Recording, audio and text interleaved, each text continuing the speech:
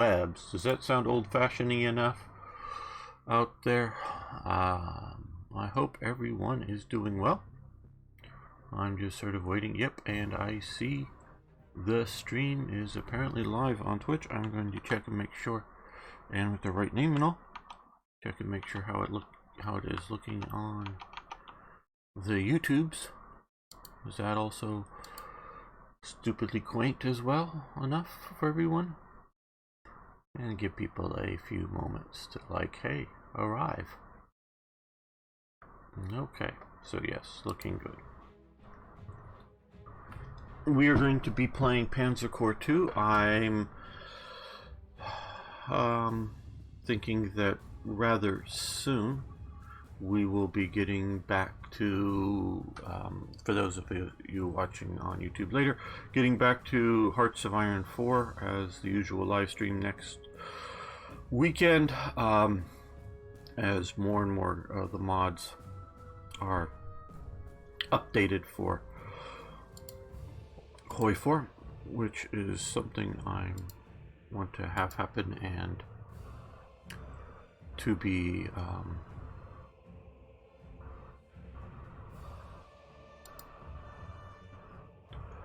well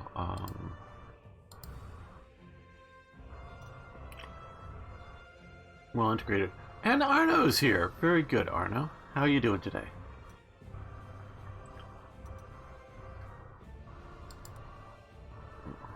Just sort of checking up on where we're at and what we need to do before I start making the episode. Okay, you guys are not going to go crazy and push in, but stand back there.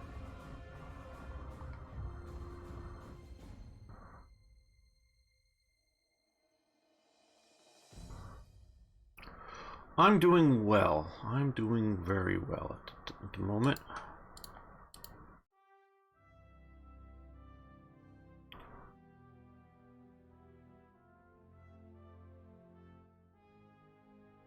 Okay, I see what's going on. Hey, thanks for hosting.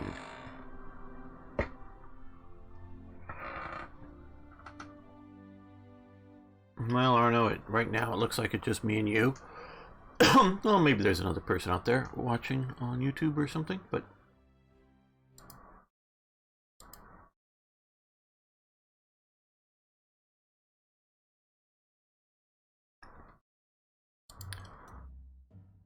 Alright, and now I'm starting to talk in the morning. I'm getting a bit of a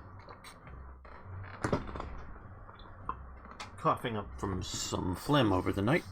Sorry about all that, everyone. Just sort of want to get it, because honestly more people will watch the the recorded individual episodes at slightly higher quality and watch this, so I want to clear my throat before starting all that.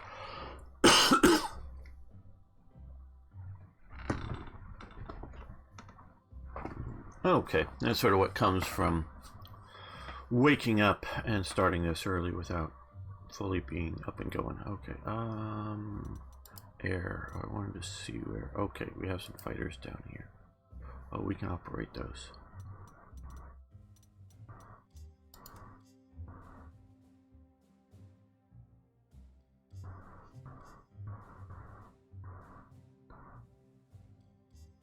Okay, we will do so at the start of the episode.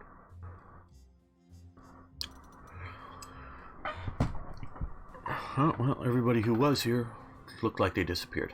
Alright, well. Welcome back, fellow armchair generals, and this is a bad start.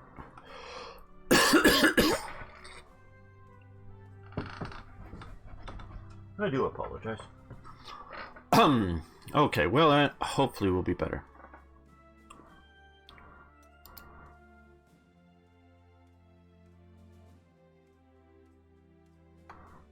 Welcome back, fellow armchair generals. This is Gamer1745 here with my continuing playthrough of Panzer Corps 2, and we are Operation Typhoon, the sort of approach to Moscow. Now we have a couple of more fighter aircraft that can operate this turn, and so we're going to Sort of stay. I'm guessing there's an anti-aircraft gun over at that airbase.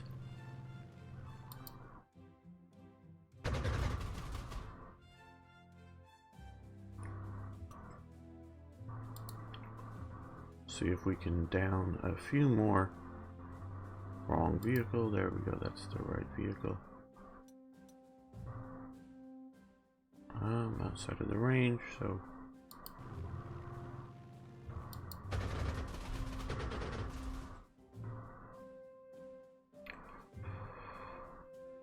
Alright, well, that looks good. So we're going to end the turn and see what the Soviets can do to us.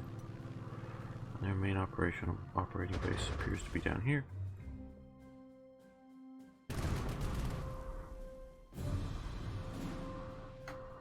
Okay, well.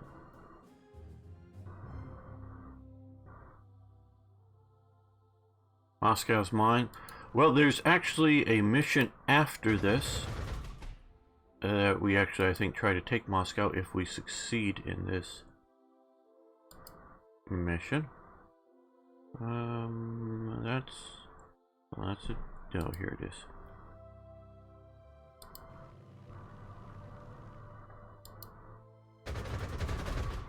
And we're running on a cloudy day, so we don't have good. Hey, Brett. Very good to hear. That's part of the reason, not the only reason, but part of the reason I decided to play it, because I knew you had been playing it, and were likely continuing, and so would enjoy this. Now, we have 2 units of T-34s. Now, this one is pretty bad shape. Not that my Panzers are any great shape.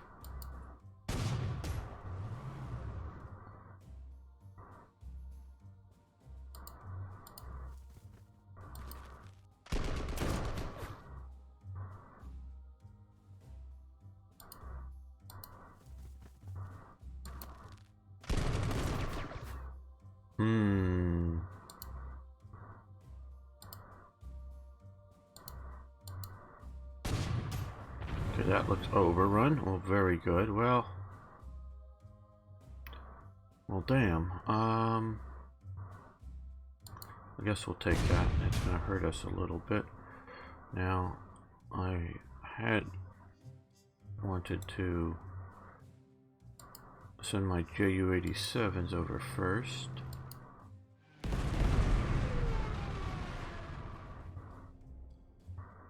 Now that that is in a very bad state, let's see if we can come and overrun. Anybody to attack? No, but we'll move up to here.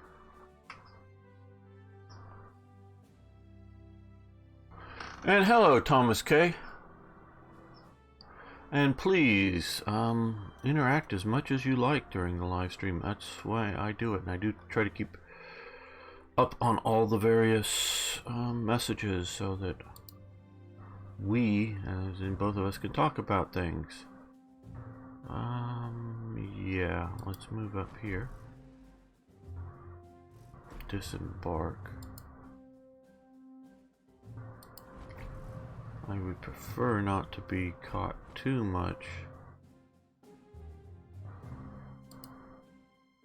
Okay, we're gonna come up to here, take a look around, come back. Because now that we, a little more clearly, we see the anti-aircraft gun there. A little bit of a problem, but not a super problem, I don't think. Can they make it? Not up. Well, we do have the base over here.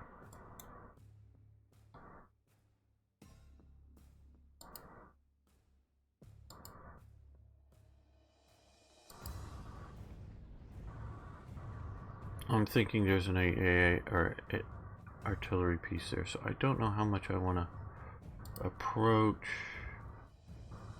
from that angle.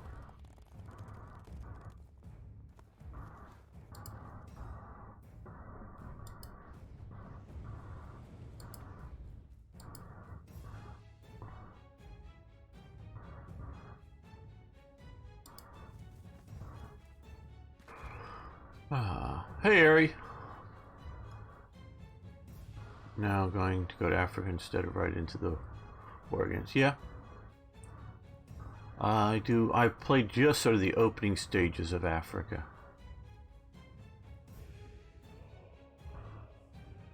This is the overall campaigns. Playing Ari.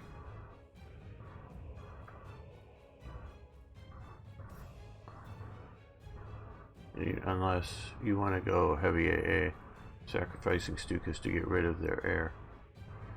Yeah, I don't normally sacrifice my Stukas.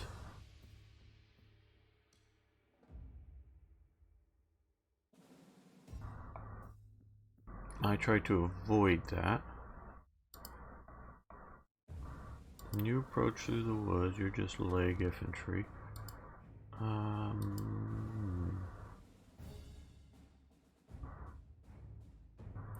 Don't know where we should really start to break through this line just yet.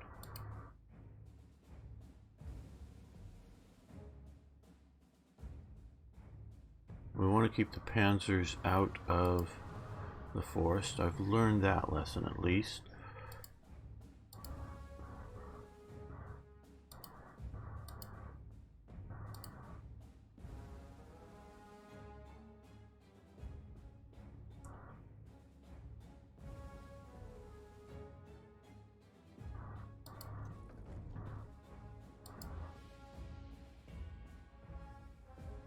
If we go there, we're gonna... Oh, well, he's sort of an anti-tank gun configuration. But still, he could...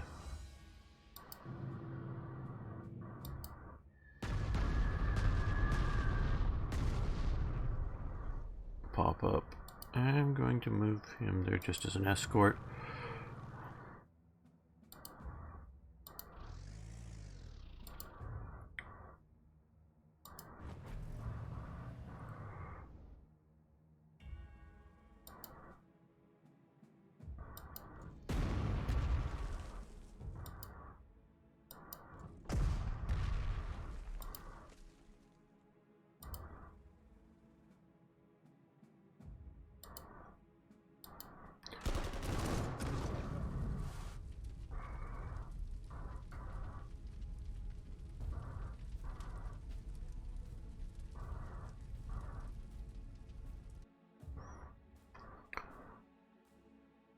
Yeah, we need to clear this southern thing to get the units moving now.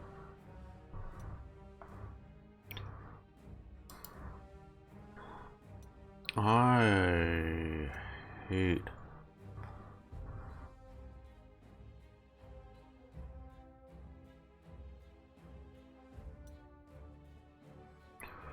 Oh, that's most... I hate having to do this. But now these units are not my core units, so yeah, we will plus them up with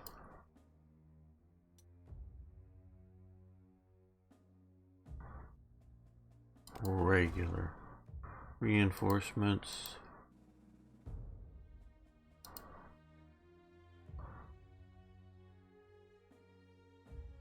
I guess you're staying at the airbase because I don't want to sacrifice you over the...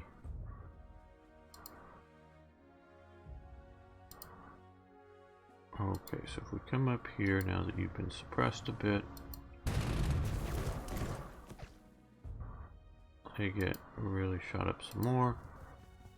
We might as well also attack with the infantry here while they're not entrenched. Okay, you're in Africa now, let's see. With a fair mix of units, do you think they manage to make all the categories important compared to PC1? I find myself using a lot of AT now, but heavy bombers seem less important.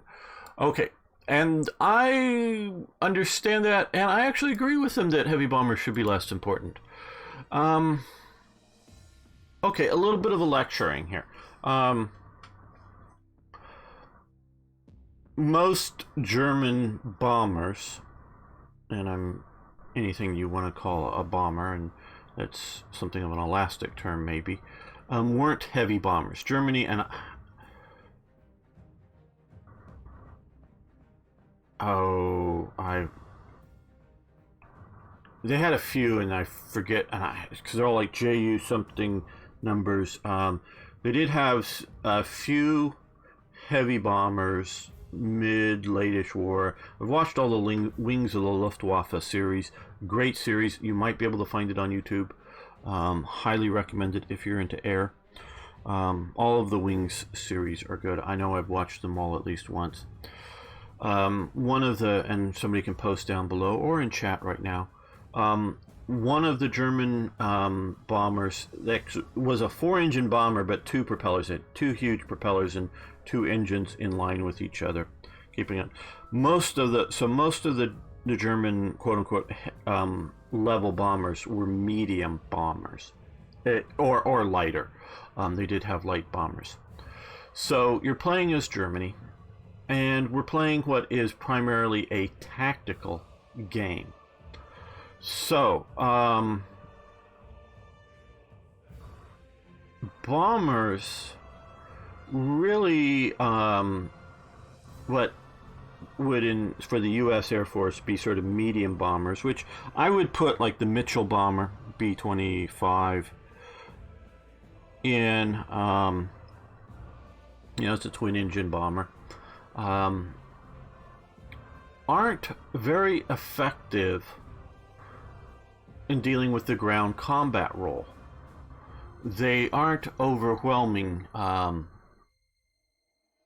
level bombers versus tactical bombers. And even some of those, and again, these terms are all sort of flexible in what you want to do. Germany's Air Force is primarily designed as a support Air Force for ground operations, where the U.S. Army Air Corps tries to design itself to be an independent operating arm, one to sweep the air clean of enemy aircraft wherever they may be, and two, to strategically bomb production centers and whatnot behind enemy lines. And so you get the idea with Germany's bombers. They did a lot of things like strikes on air bases. So they needed to drop a fair tonnage of bombs around a fixed known target, an air base, to make it unusable, and hopefully destroy things like aircraft that are on the ground, fuel support, maintenance sheds with the maintenance tools, really sort of. I think it's a Junkers aircraft, JU. I want to say 177, but I'm not sure is what I was thinking of, Arno. And so they're doing, and that is something of a strategic operation, but they were doing it at sort of the operational level for the, they didn't, to the best of my knowledge, again, I'm not an air warfare expert, to the best of my knowledge, Germany did not try to do a major campaign of striking at, say, French air bases during the, the Sitzkrieg, when the sort of the phony war is going on. There was some bombing back and forth, but it wasn't a major air operation.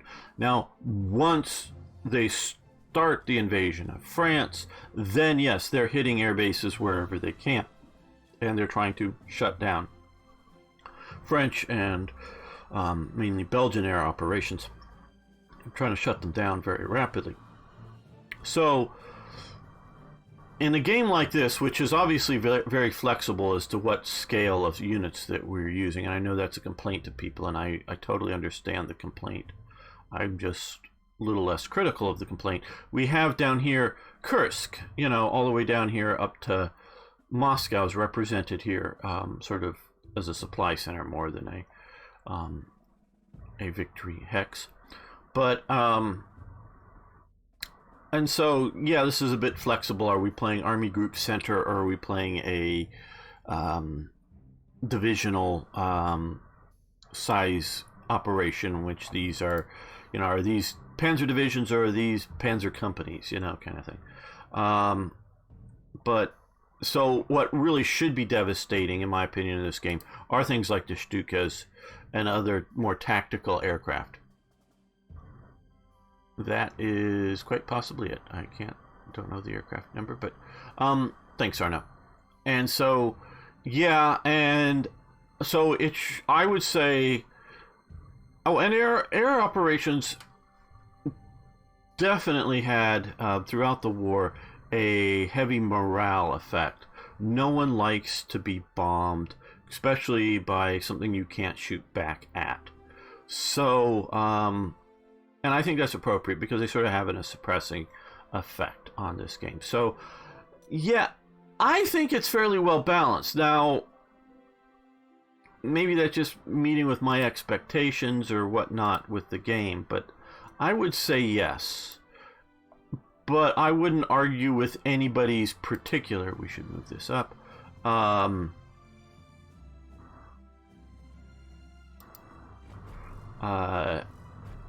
Disputes with what's going on. Oh, it should be a little stronger, a little weaker, or something particular unit. Because there is definitely...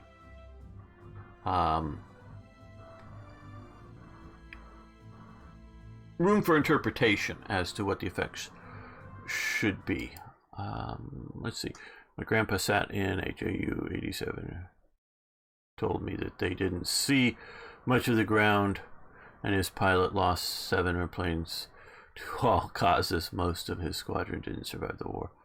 The effects on the plane in general seems over. Yeah, they may be a bit overrated. Overall, definitely in the game, tactical bombers are very useful. Very interesting about that. Yeah, and we don't upgrade you. We might as well swing you around south here.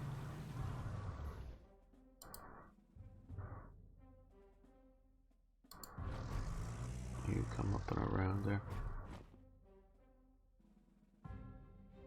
And I can understand how the radio operator... My sort of evaluation of the Stuka dive bomber. Well, and some background. Dive bombing was and this is a very nice model, especially for this type of a game. I mean, they got the propeller spinning and all that. Very nice. Was a sort of pet project of Ernst Udet. He believed highly in dive bombing.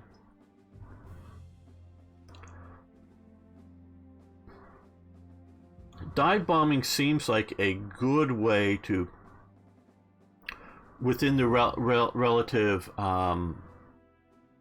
operations of the time, to accurately put a whether you dive bomb or well, primarily dive bomb. I don't know you can use your machine guns much on that. To accurately put a particular bomb on a target. And I think the Stuka, with its air brakes and whatnot, is a very good platform to do that with. The problem is, sort of with the nature of the aircraft, but also the nature of the design of the the purpose of the aircraft is that it flies fairly slowly. So if Germany is controlling the airspace,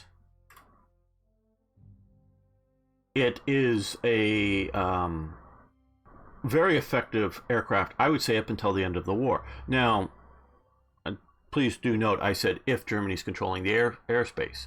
So you're looking at a situation where Germany is no longer controlling the airspace, and so it's not that tactically effective because they're getting shot down on the way to the target or on the way home or whatever.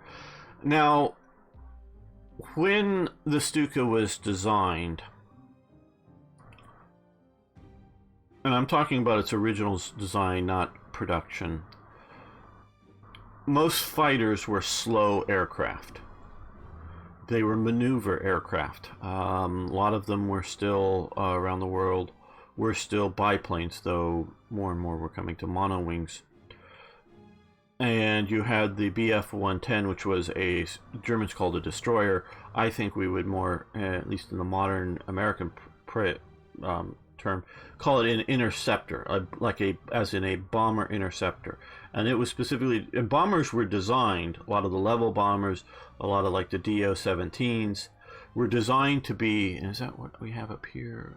What is this? Well, where is it? Yeah, what is this? Yeah, 217. So this is a onward development from it. We're designed to be fast bombers to outrun fighters. And this was also in the idea of the time before radar everywhere to get warnings up so you could put fighters in front of the path more, and that fighters had to chase them. And that's sort of what they were thinking with the Stuka. Fighters would need to chase them.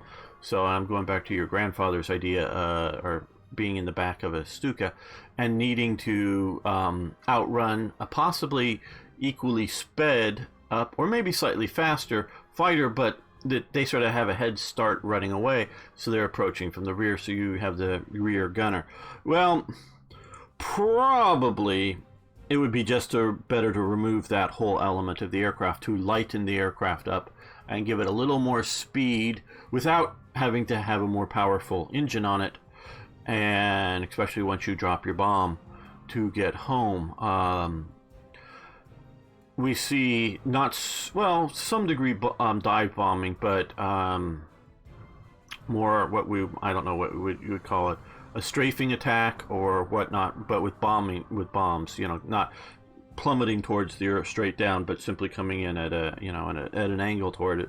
So it probably ends up to be as effective or more effective than that. But there's one thing with problems with bombs, that the closer you get to the target, you need to use the bigger the bomb, because they have trouble hitting the target.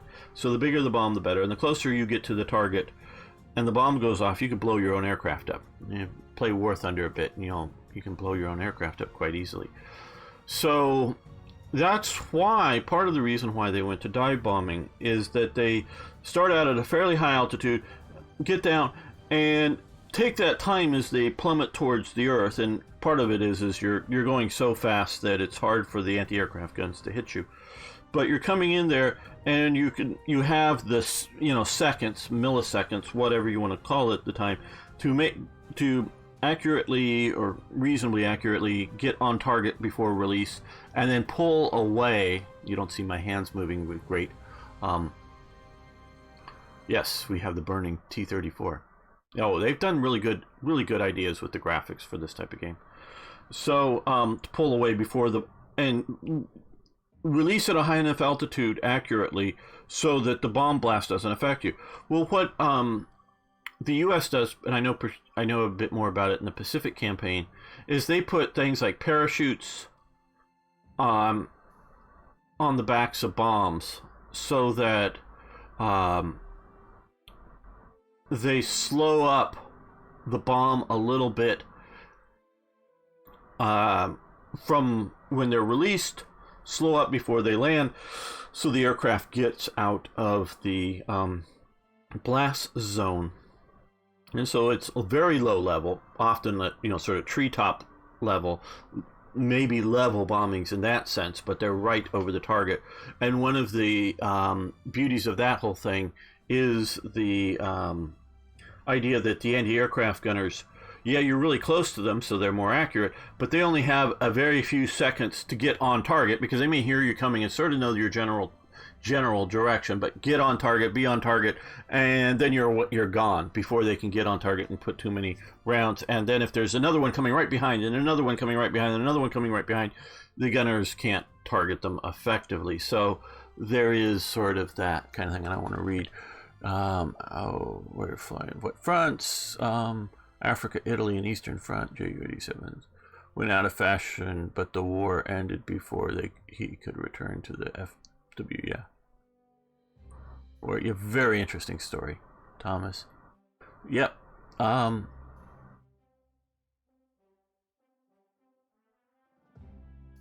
You told you might have shot down a plane once, like maybe. Yeah, I'm sure it's not a, if you're being honest. Hey, Tippett, an overly confirmable process that, you know, you're shooting back at things. See once, sort of, in a rubber boat. Oh, okay, so he got shot down and made it back. Very good that he made it back. Glad he survived.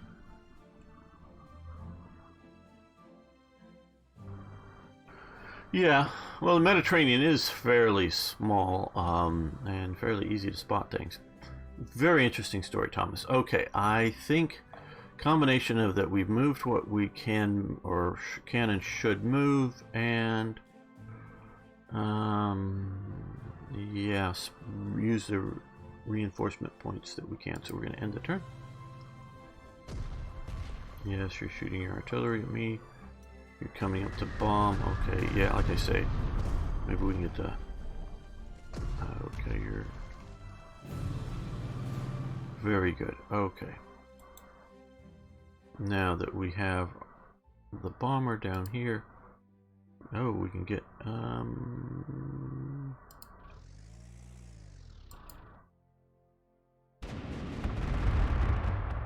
Good. Suppress it some. Shoot it down some.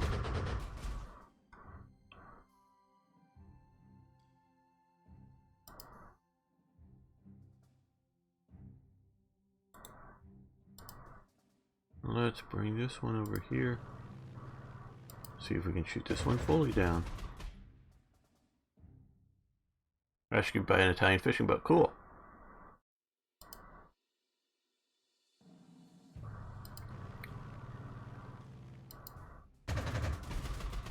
And they stay up. Okay, well, they are definitely suppressed. Okay, we have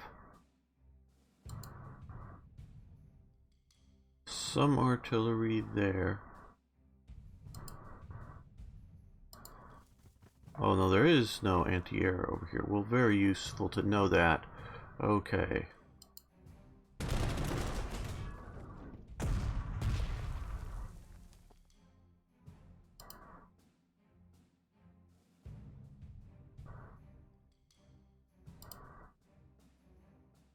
Looking to see which of our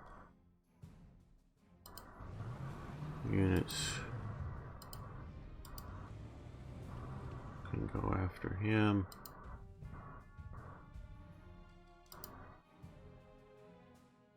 Let's just move the cavalry up. And I probably should have hit them with the bombers first. Yep, man, gamers making mistakes here.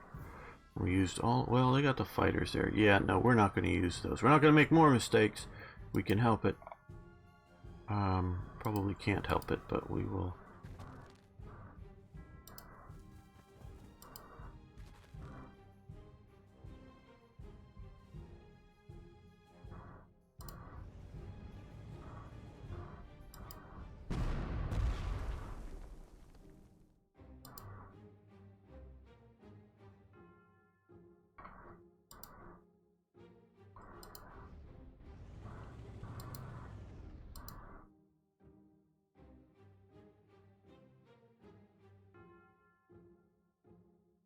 No, no corona, thankfully. Yeah, well, yeah, we are such an international city. It's...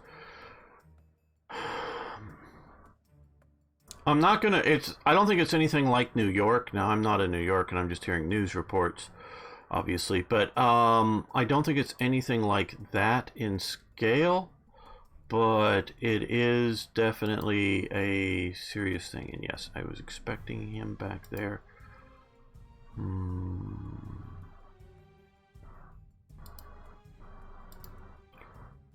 So it is a serious thing, and I am very much in avoidance of things, as in not going out. I will fully admit it. I may be overreacting. Ooh, okay. And you get your second attack because you're You get your overrun, so you're going to come up to there and anti-tank attack. No, thank you. We don't want to do that. Okay, they have artillery, or we can shoot at their artillery. That is good.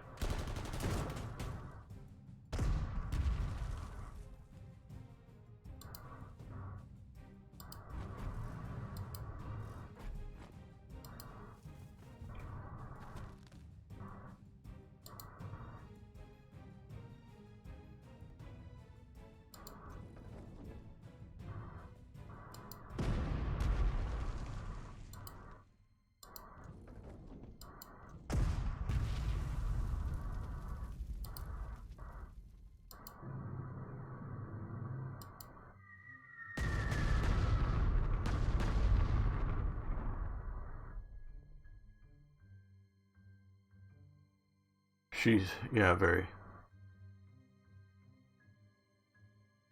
A lot of stuff 3 weeks ago, and now the shells are still plenty. But yeah, shells are, there's more than enough essential foods and supplies here in Southern California. I went to the grocery store a couple nights ago, and I specifically went at night after the rush there. And it is definitely lots of empty stuff on the shelves, most assuredly, but there's plenty of food. Canned goods were hit like crazy, that's for sure. Yeah, that would just be a death trap for any.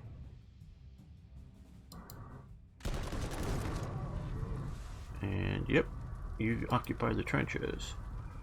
And the artillery can, well, infantry support guns, since they have the shorter range and they'll be backed up by that artillery unit, even though it is a little weak. So yeah, and so yeah, I'm just, like I say, I'm doing avoidance. Well, that looks like it was empty, and that would have been a good rush then.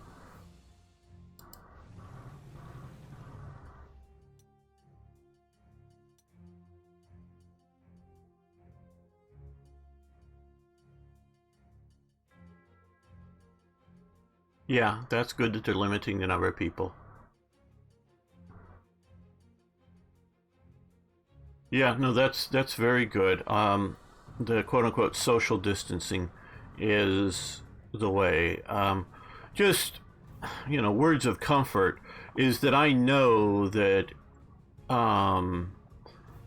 that just given some time, they're going to get vaccines for them. Now, that doesn't help people that already have it, but they will definitely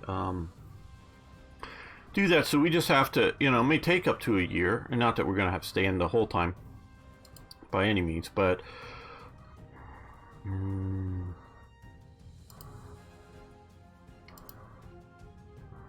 we're going to move up to go after the artillery directly next turn is the plan there.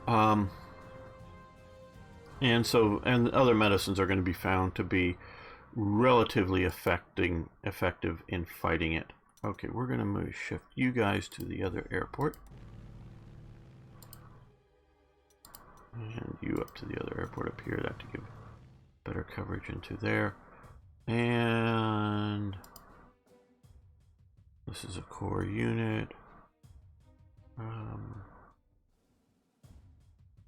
Well, is there up here any? No, I've sort of moved most everybody that I could, would have, should have, and is doing okay. So we're gonna replace you up there.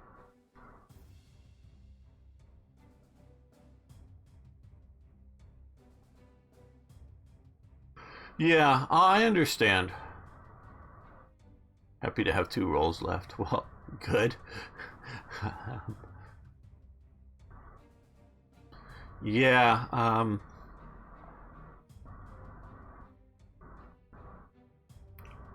I think that's short-term and artificial, shall we say, problem about the toilet paper. Okay, very good.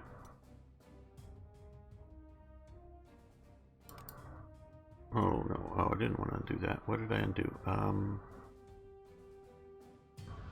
Reinforcements here. That's no, I want to do that. I hit the wrong thing. I wanted to hit to this. Okay, armored cars came out and attacked my tanks and oh, they came up. Oh, good, good, good. You came out to party. Hurt my unit, but we shot you up pretty bad. Okay.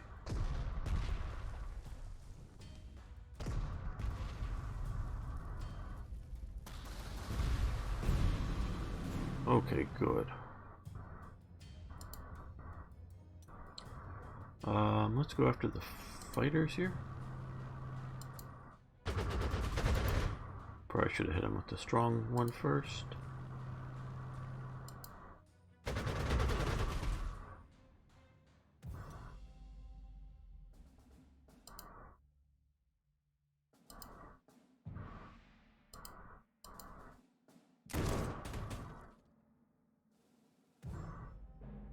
Yeah, flank around. I was thinking about having to take the airport directly, but I don't think that that's necessary.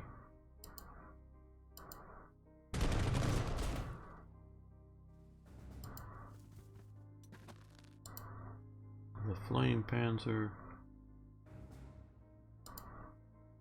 Yeah, there we go.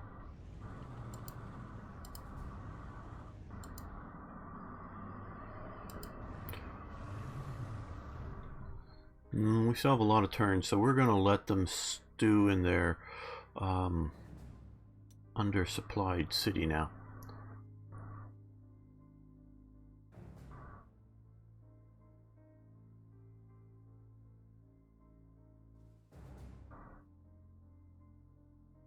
Yeah, I understand people because people have a, oh, what's it called? What is it, normalcy bias or whatever, or they don't understand the real threat because they haven't seen it, haven't seen the effects much, and so they just expect everything to be sort of as it was, and we need to really slow everything down. Next thing will be chocolate bars or vodka people want to hoard and follow the threat. Well, I hope they can. I don't drink, or I don't drink alcohol, I should say. So they can have all the vodka they want, but they gotta leave me my chocolate. That's essential, is leaving me my chocolate. Okay, that would be a good smash. Let's see, what do we have? That would be a good attack. Can we come up to here and strike there? No, we cannot. That would not be useful overly much.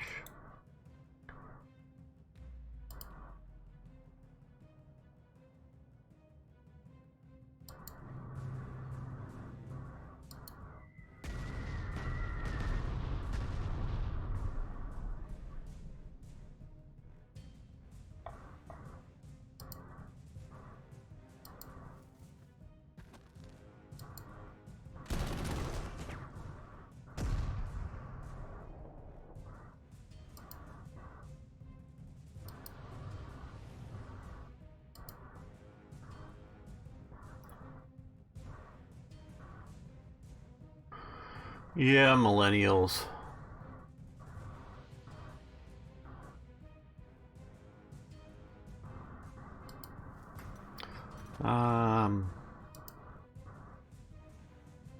I think we rightly give them a lot of abuse.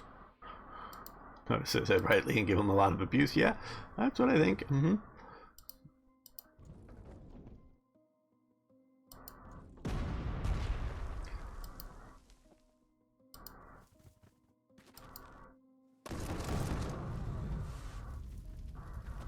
Well, that worked.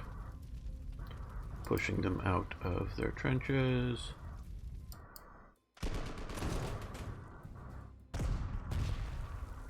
We're going to follow the tanks back to open terrain.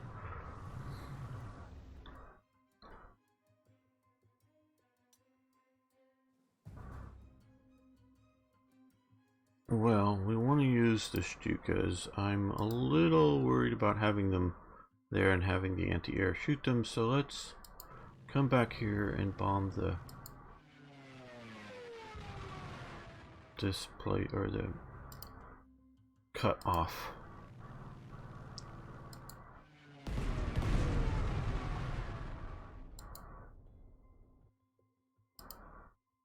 Yeah,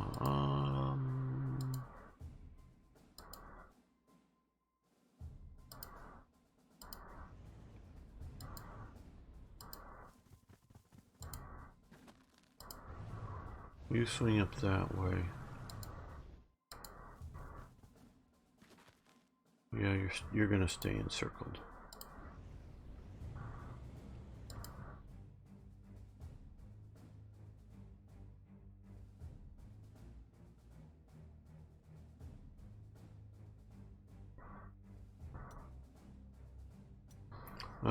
We're just gonna shoot this turn.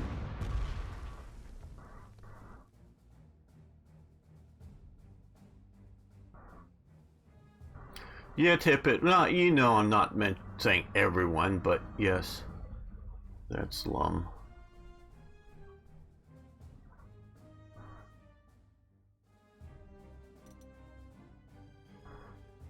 So, well,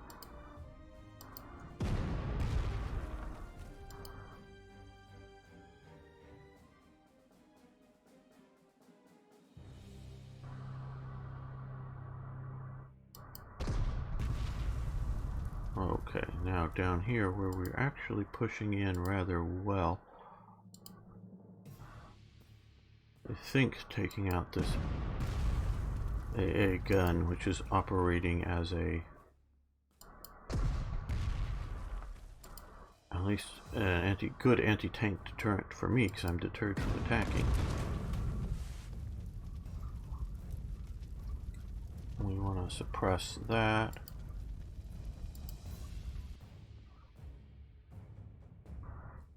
Okay, that's good.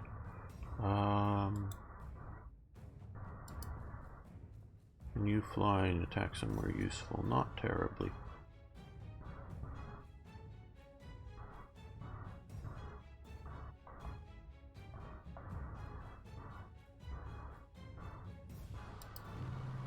A little useful. Yes, actually did take him down.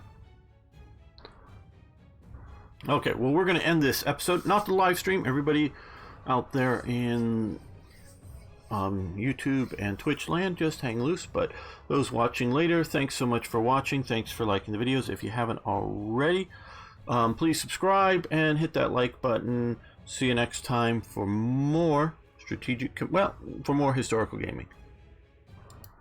Okay, I'm going to grab a Coke and I'm going to be right back. We are going to continue this with another episode in just a moment.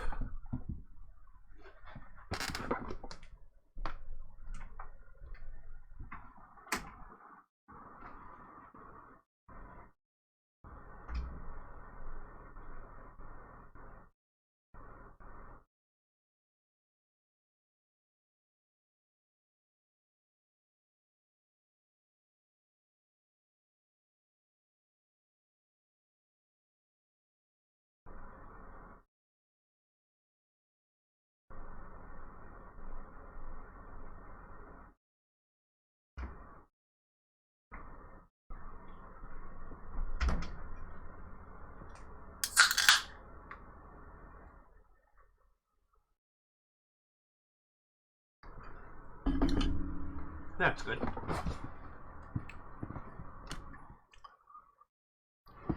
Hey, IQB. Almost at Moscow. Yes, we're at the gates. Well, I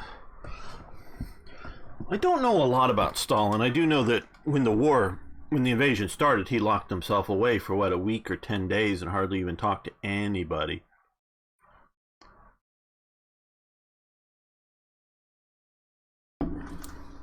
I don't know what he was thinking about as the Germans approach Moscow. Okay, we have some points Yeah, we attacked this turn.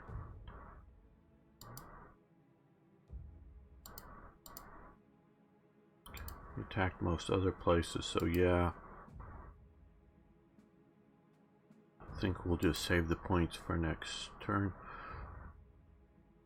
And we will start recording again.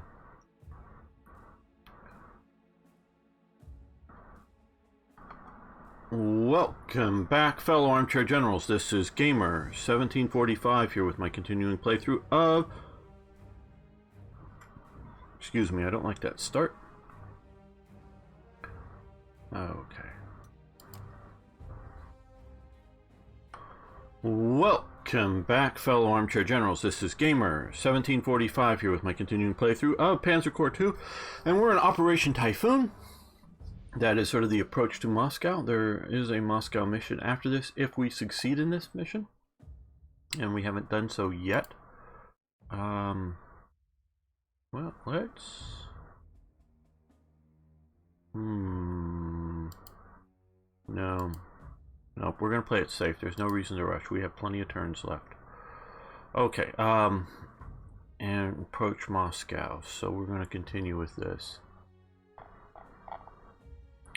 And yeah, we'll let them have their turn. They have to rebase their fighters. They're going to try to retake the air base. Didn't do so successfully. They're coming up and attacking my infantry and mauled them heavily. They're attacking tanks in the open, which wasn't a good idea for them. That didn't work out so great for them. That didn't work out so great for them either. That did work out rather well for them. Okay, well, at least they pulled out. We can reinforce later on. Oh, that's bad. Okay. We'll have to see about suppressing all of that in a moment. But first, we're going to come down here. We can use... We're going to suppress these guys. They'll get a mass attack bonus. It's the flame panzers, which were largely unsuccessful. Not that they didn't work, it just they didn't work so great.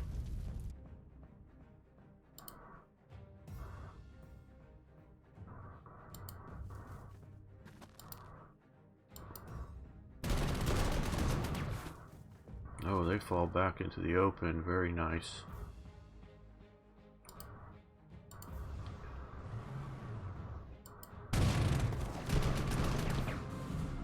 And they surrender. Very good.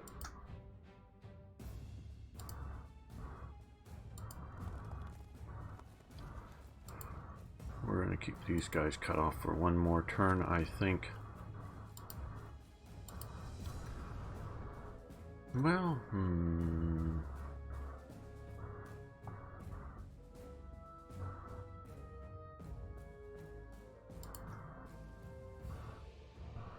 No, that's not going to be that effective. Okay, let's come up here and...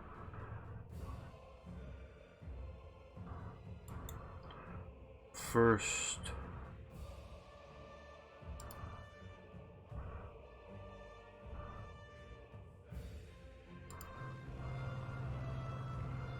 we can go after this guy.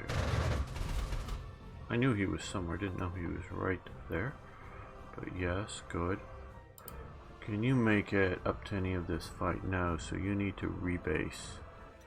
Yeah. To there?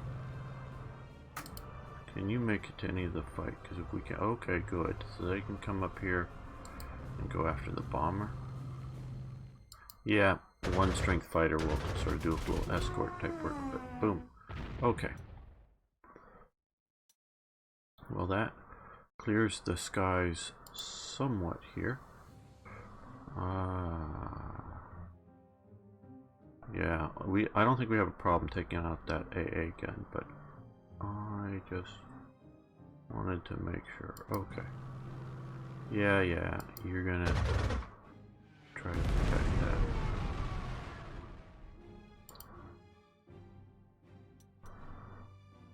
Good, you can make it up to here. here. You're a little better at this. At the suppression game. Partially because you're just...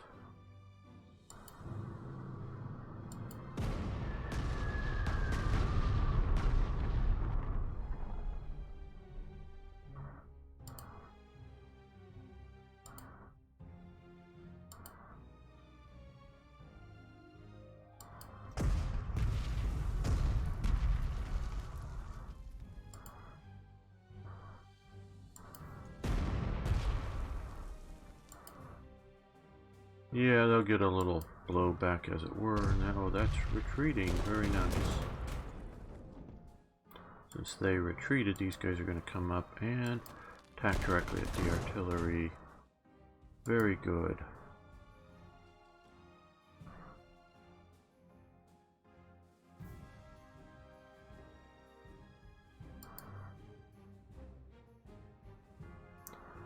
Always gotta try to remember to use what air power we have. Oh, that's the one that shifted bases. Okay.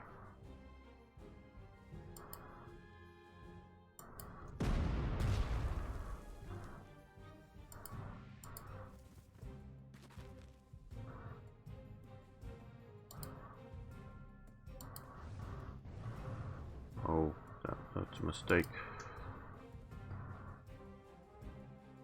But this is not.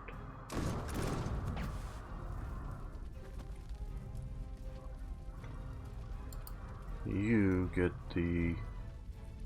yes, the reinforcement treatment.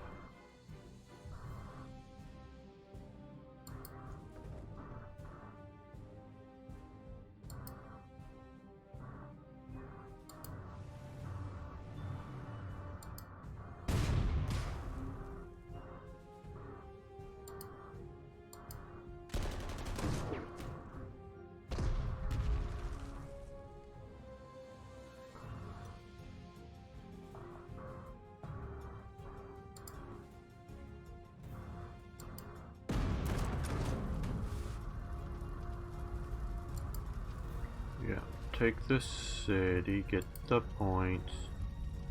You come here. No, don't attack, but you get to come here, screen the artillery. The artillery will hopefully back you up if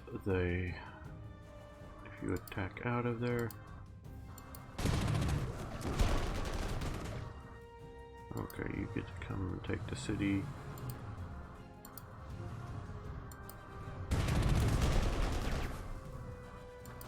And yeah.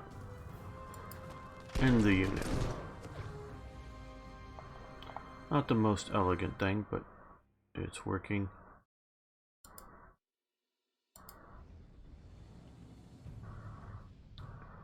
Orel is ours soon. Well, we're just going to move it for this turn. We'll see about reinforcing it. It's not a core member of my forces, so I'm less worried about it. Though it may still be useful up here.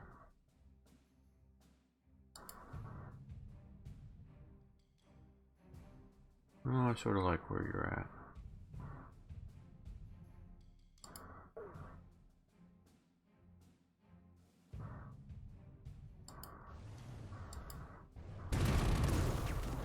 Yeah, okay, we're encircled now, which is not good, but that's okay. They're encircled as well.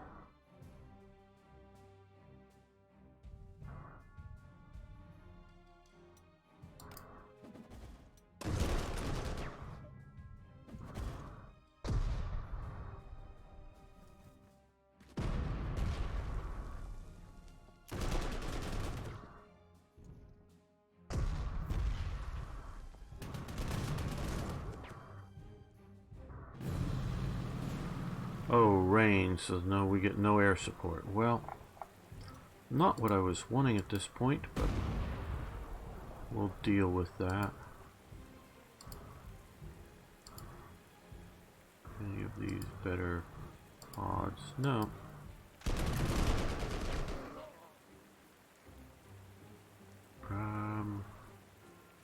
Yes, we might as well move you up in a way.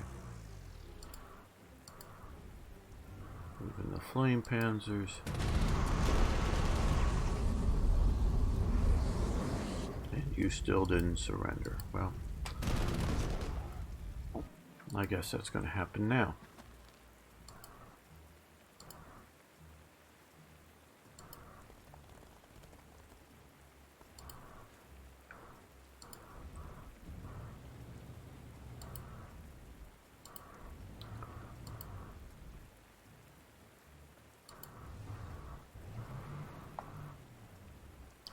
We're going to come up and around through here, and by the time they get here, most of this will be taken, so we'll push, hopefully. Yeah, we've got 11 turns, or 10 more turns, or however you want to count that. I guess this is as good a way any to advance.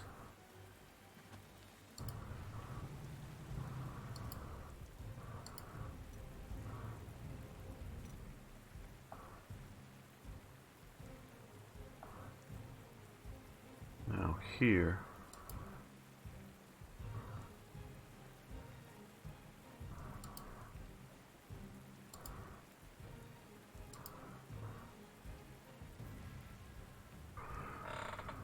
you need to take Moscow as soon as you can. Better move into the one hex. Well, I think there's more units up here. There is a battle for Moscow scenario, so I'm not sure. We'll see how it goes. When we have just one of these victory hexes left, we'll see if we want to take the time to take Moscow, or do we want to just push now. Okay, now for the air use.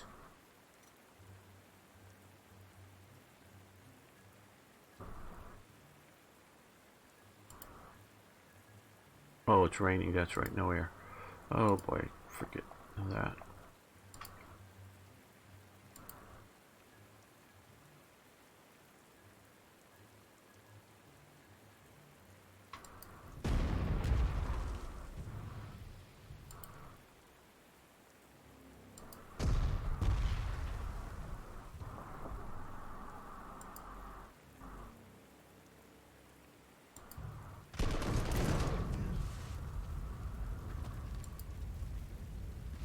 What I'm thinking about doing is, yeah. And no, not really attacking. We're going to, these guys have just moved up here, so move these to sort of protect the guns. Keep from what happening here. Now fortunately this was a weakish attack.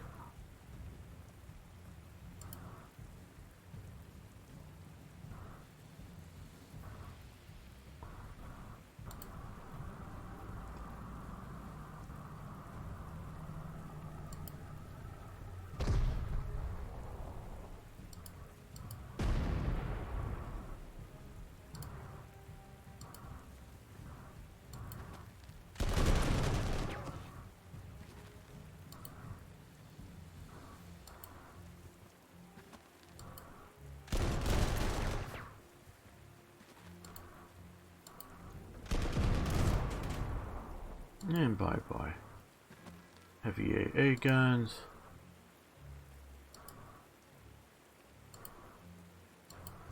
They surrender. No overrun. We'll just move here, move out of the hex there, so it's a little better off.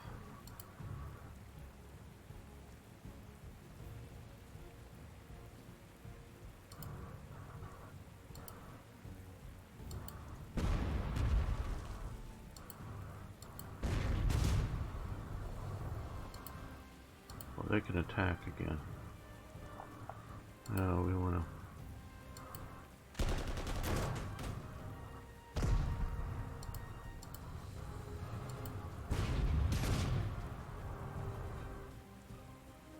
There we go. That's a good push. They can wait on that. Is there any use for towed artillery besides Well, okay, there's a very good reason for that, and let me explain. For use for towed artillery of a lower size than 150 or 170 or 120. That number there, number of slots, 6 slots, 5 slots. Your 105 millimeter towed artillery. Don't worry about the prestige cost, because if it's just prestige, and all of these go back to Panzer Corps 1, all these would take just one slot, and so it's just the prestige cost. And then you would be absolutely right, Thomas. But with the variance on slots, and you have range here, range of 3, range of 2, 4 slots, 2 slots, and so you have greater range, 1 slot fewer. So there's absolutely good use for lightly armored, very mobile artillery that has okay range. I think we will get Hummels and Wasps, which will have greater range coming in time.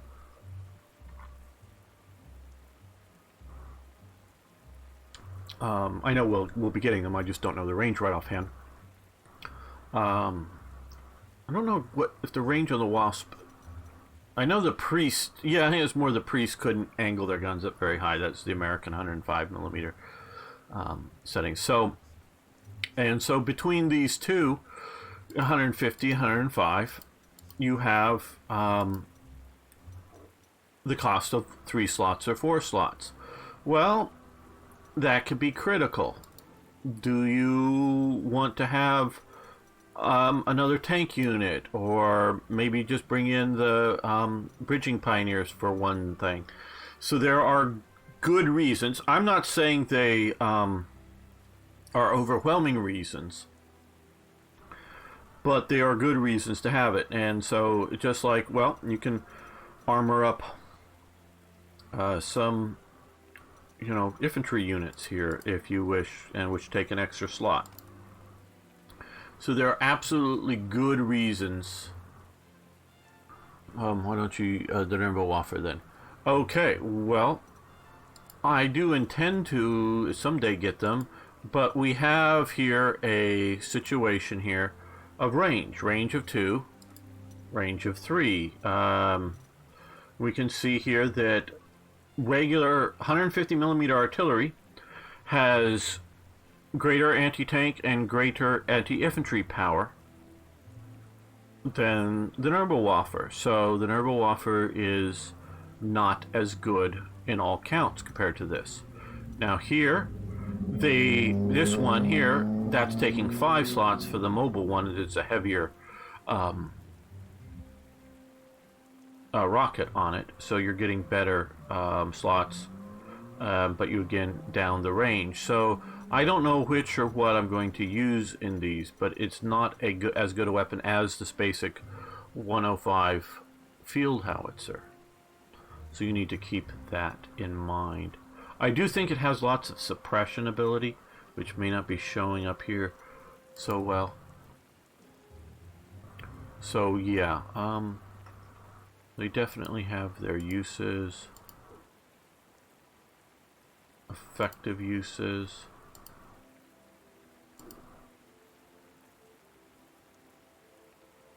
I'm just checking because I interrupted myself. What needs to be moved? These have all been moved. Good.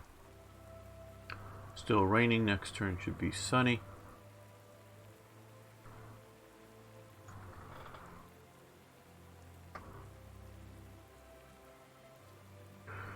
Yes. Now, I don't protect infantry absolutely, and is defensive fire. Do use it that way. I very much, and you can see my playthroughs, use artillery in assaulting towns, and not so much in the field. And yeah, in the field, a bit more use of motorized artillery to keep up with the panzers, so that they have some up there. So it's a mix, it's a balance, and I think they're doing a good job. Again,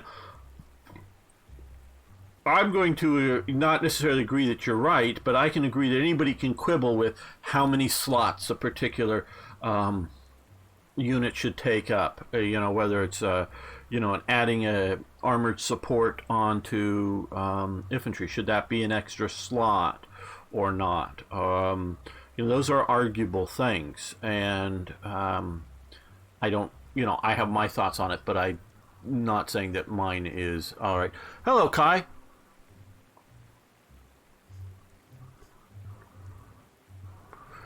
I don't think so. You could definitely do better management of.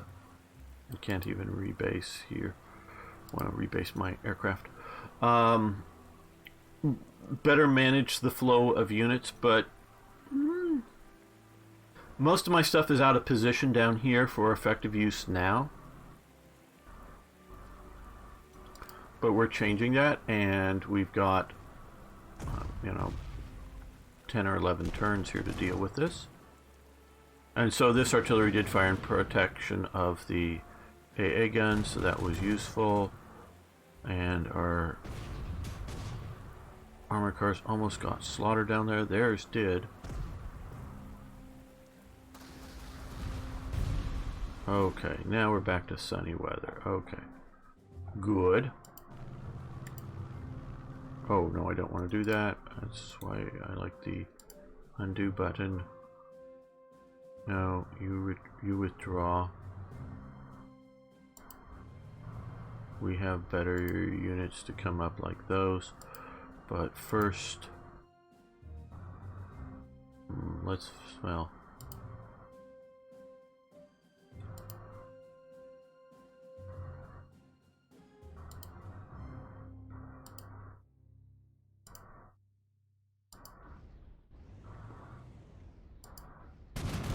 keep pressure up on them.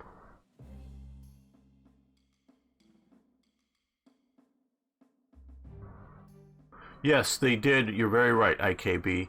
They, the Nuremberg, and it sort of means smoke troops or smoke whatever. They were originally actually units that started out using mortars to drop smoke shells to like assault. Germany's big worry was assaulting the Maginot Line, but to cover the movements of regular troops. So not so much to like put smoke rounds right in the midst of your own troops, because those going off can kill and wound your own troops, but they're not terribly effective at that. But mainly sort of fire them in close proximity to your own troops, but more or less on the enemy troops, and then move up through the smoke at bunkers or other fortified positions. That's what they started as. Then they started using rockets, because rockets can carry things a little more efficiently than our regular artillery, because of slower acceleration, and put them on target going. So that they definitely had that special purpose uses. And everyone out there, if you haven't already, please subscribe to the channel and follow me on Twitch and YouTube. Would appreciate that.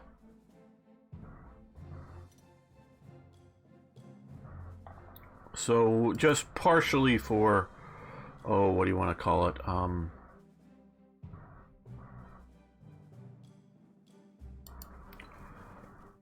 Immersion, game effects, whatnot. I do want to have some noble offers, just because it's part of the German mix of units. Can you? No, not really shoot at anybody. You're going to lower your gun barrels. Yes, do a mass attack. Oh, they retreated.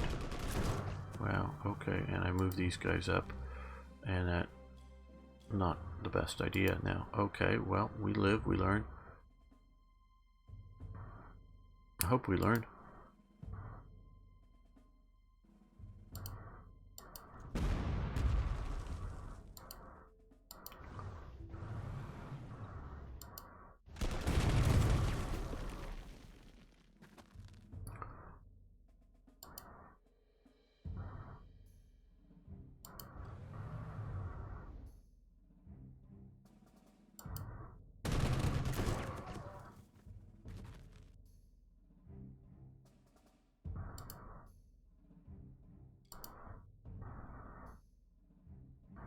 Well, then I have to remember, I have to learn that yes, we now have our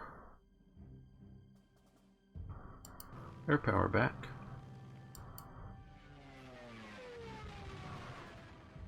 Well, that didn't suppress much in the way of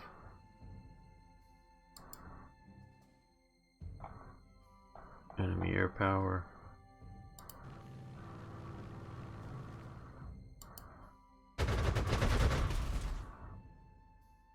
Or enemy artillery there, I should say, with my air power.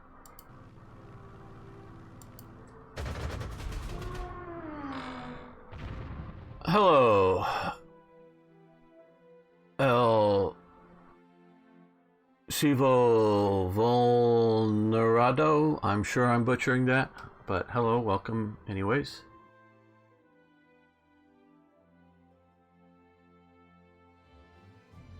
Units were extremely different in power, now seem irregular infantry or certain tiers of tanks and planes.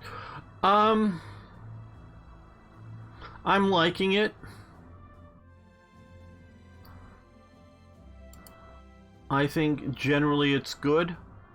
I don't have any serious problems with it. I think you can tell. Before I started playing the series, I was playing a lot of Panzer Corps. And there's definite changes, but I think it's all pretty good.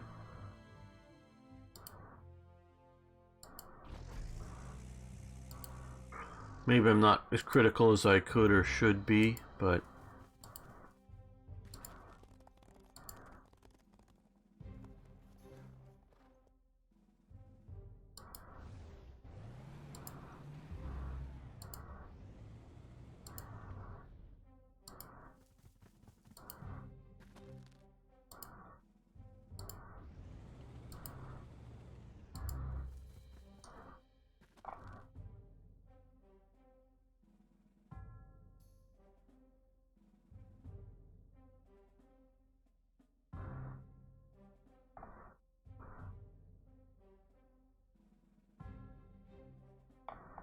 okay, well, we still have that artillery piece back there. Not that we're overly worried about it, but let's see if we can just deal with it.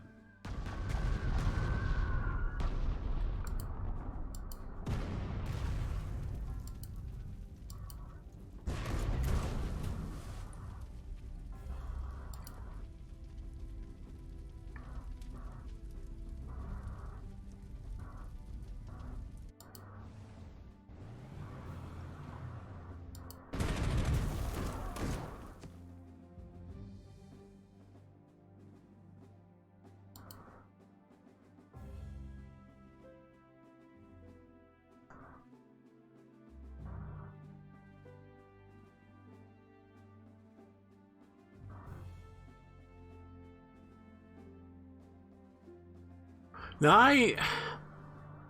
I played some against. I was saying I was having some difficulty with some of the French armor. Maybe not. I'm not saying as much trouble as I had in the past with some of the the Panzer IIIs. But I'm not saying that it's. Let's rebase you up to here. Yeah, to here, that's probably safe enough in effective range. Because I remember being concerned about that, and it's been a few weeks since I was playing the French campaign. But not overly concerned, as I think you can tell. So yeah,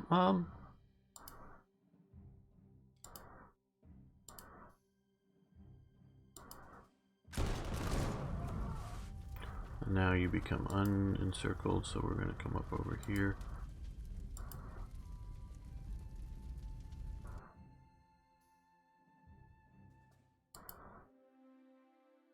What do we want to, if at all, now elite reinforce? Well, Yeah, I guess we can do that. And that.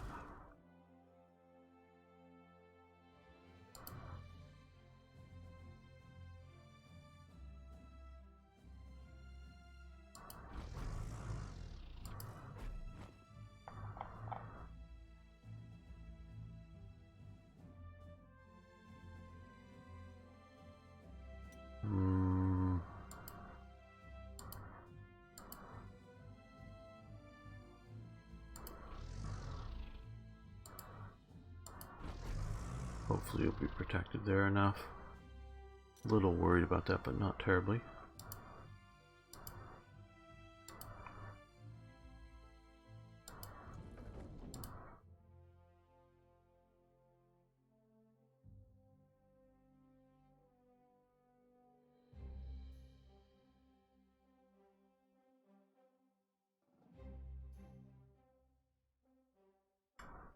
Let's use it making hygiene masks. I'm a volunteer. Well, very good for voluntary. Just got home. Yeah, good on you for volunteering on that. Okay, you rebased. You're up here. What can we strike at? I know we have down much of their air force. Oh, no, this is a JU. Okay, well,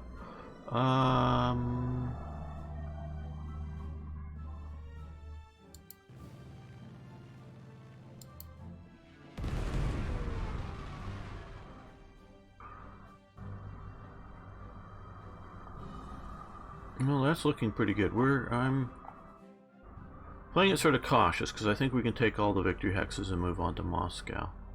I've at least somewhat. We're going to reinforce you. Got my optimism back for this scenario that I didn't have early on in it. Okay, well next turn we'll be able to use more infantry effectively on them.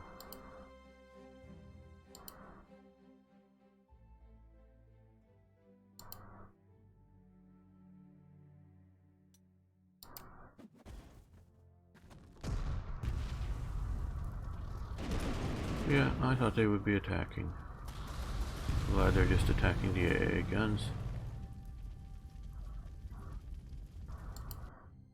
Okay, crush the anti-tank guns now, please.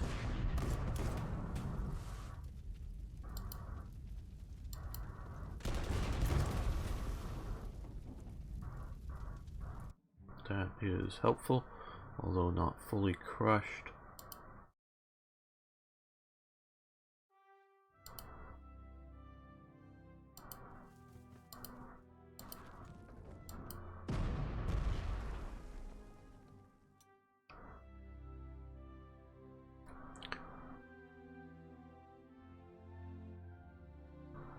Doesn't look like, or does look a little like the steel divisions. Maybe you're stretching that a little bit. It's not a bad map for sure when we can zoom in on it, but it's no steel divisions.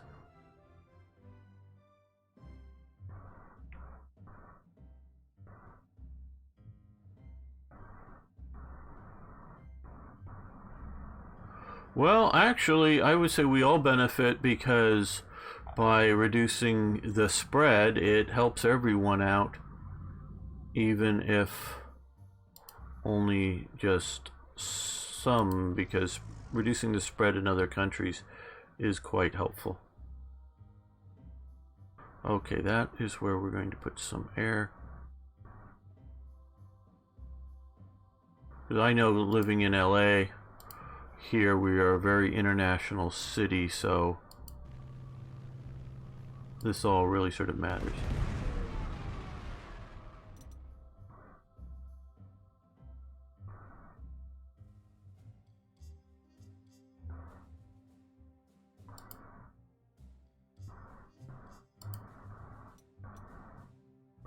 This is the one on, oh, the other.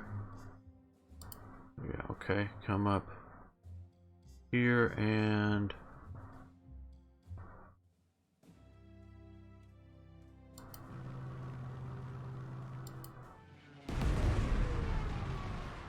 past them. So what we want to do here is try to come at this from this angle here. Get into their rear.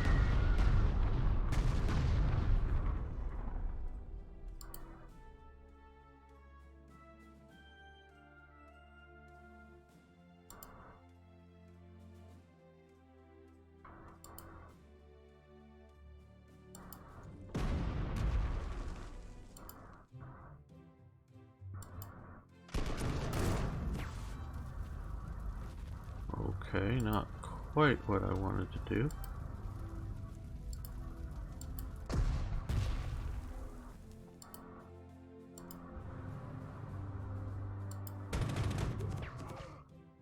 Okay, that is sort of what I wanted to do.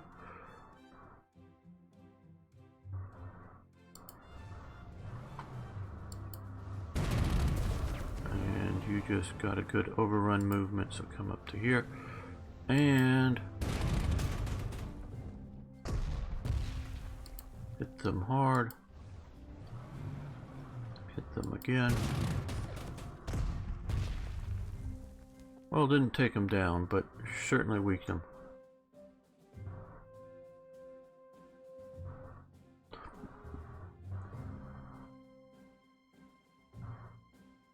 Oh, hey, you know,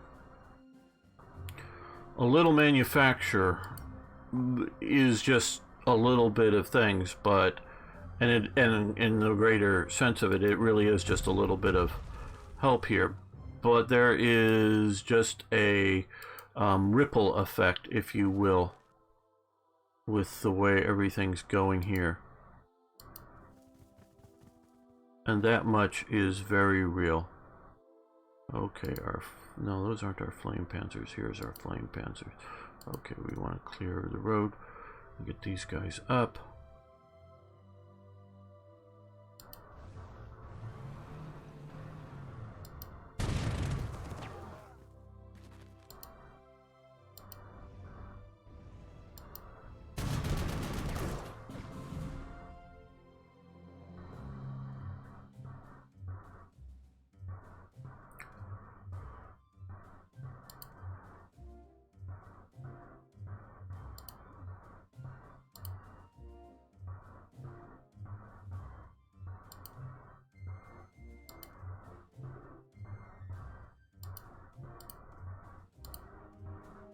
Just keep checking out.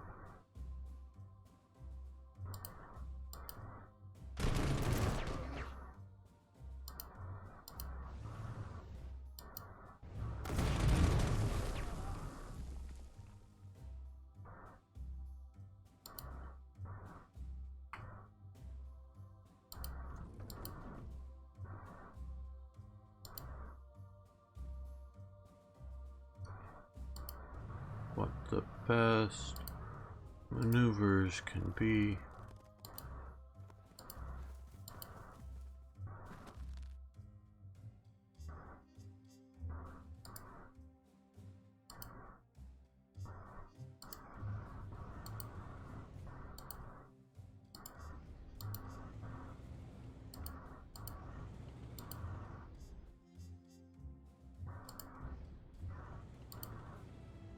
Might as well keep walking them towards the front. They may be able to help. What's Thomas saying?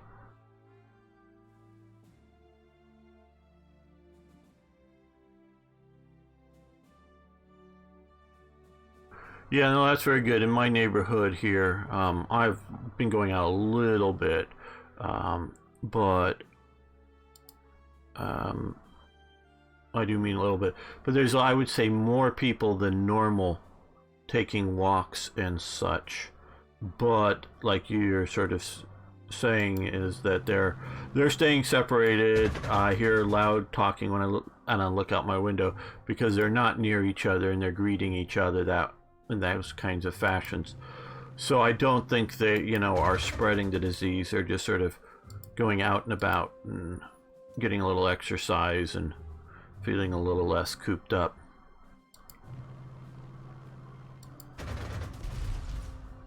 Okay, well, that's being effective. so effective, we're going to attack the anti-tank guns with tanks.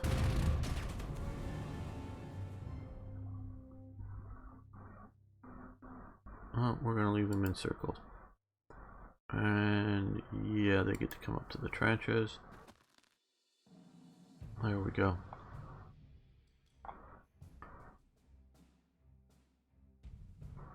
Gents, take a walk, yeah.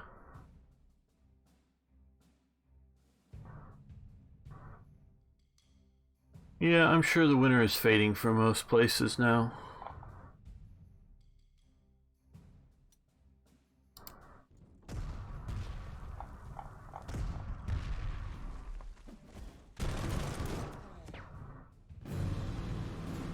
Okay, good weather remains, though cloudy tomorrow, so we want to get in our assaults with air power today.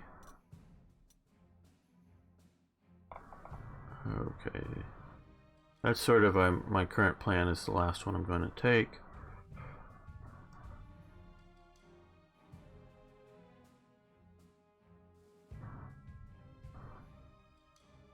Let's put a suppressing attack here. Okay, that's gonna basically fully take them down. Once the unit goes red, they can't shoot back.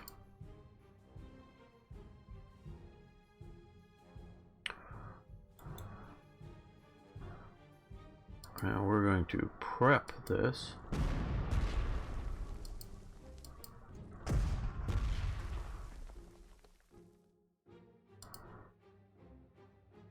Because he's probably going to get an overrun. And he ignores entrenchment, so he'll be able to hit the next unit fairly hard. Which I'm hoping will be that one.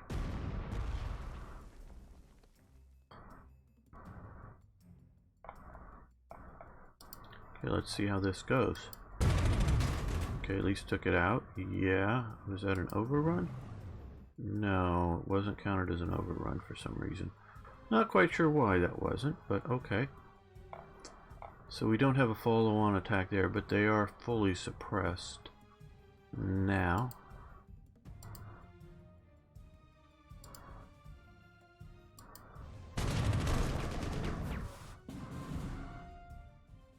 And that's not an overrun either, so they can't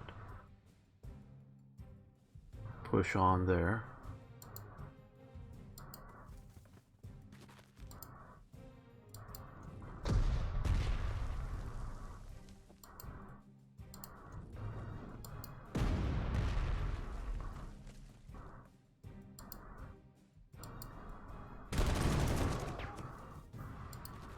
They've already advanced it. They should have been the ones attacking. And that may just clean them up. Yep, took them out.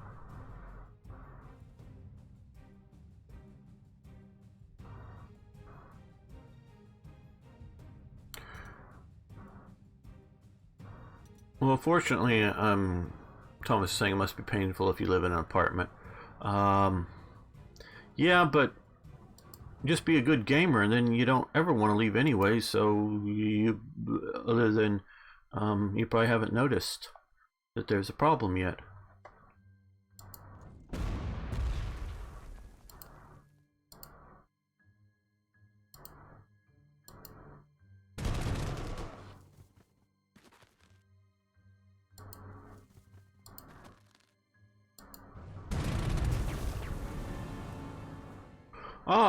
The 23rd Panzers has been decorated with Unstoppable Offensive level 1, so they're now a steamroller unit. Any kill triggers an overrun, so if they kill it all, it's an overrun from now on. And no, we're not going to be stupid, but we're going to take the airport.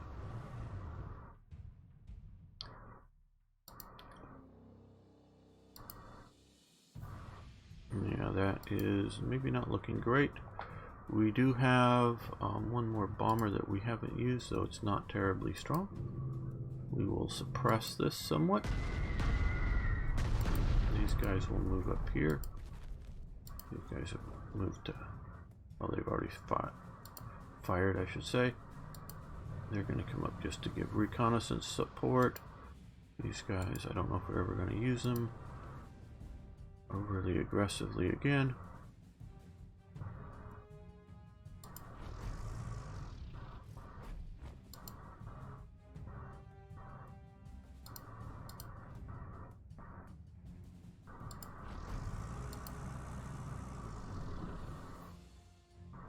I don't know how much I'm planning on going in here. We have the turn, so well, we'll see. I'm just not sure at this time. But as you can see, we're shifting our artillery up towards the victory hex.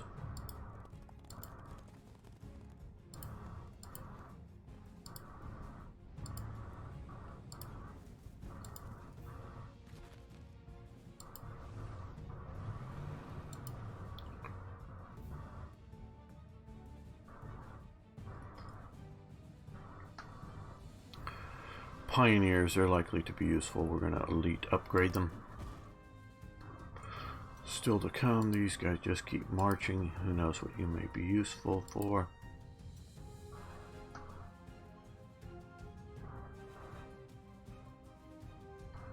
Well, gamers might have a survival bonus through all of this.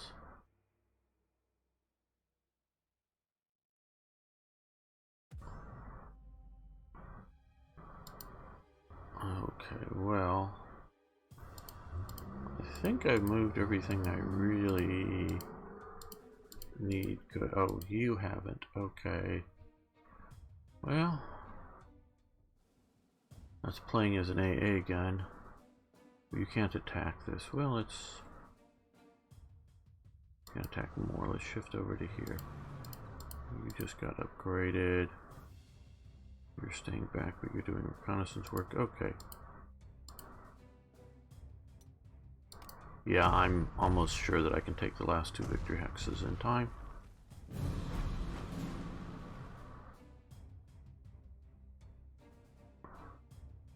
Now, here. Let's see, where can we shift you to? I think this will be close enough. I want to be flexible in our basing options.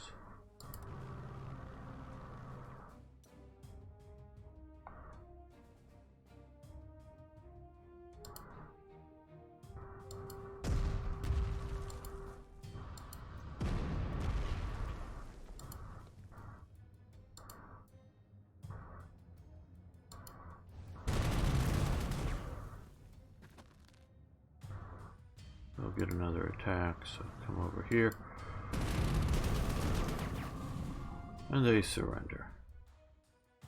Very nice.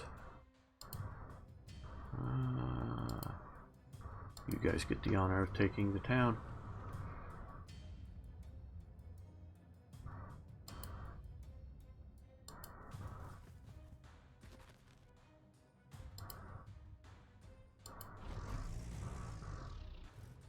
Now, I have not been using this, but we're going to use this now.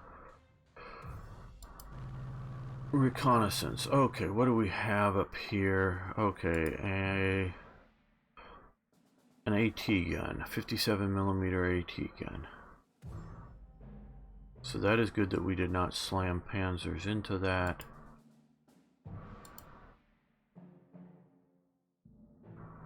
Formation up there.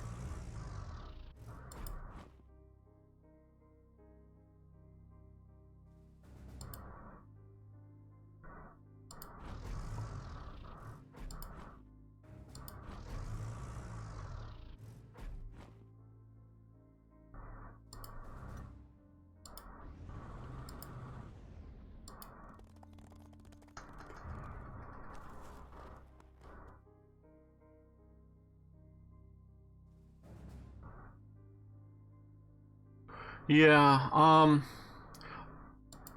it is terrible what we are all having to go through.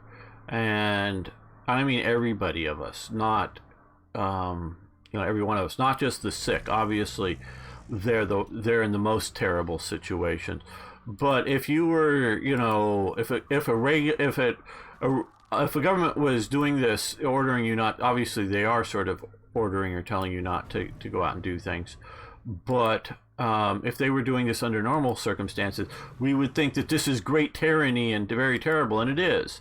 Now, we're not as upset by it because we know that there is good reason for the, hey, stay at home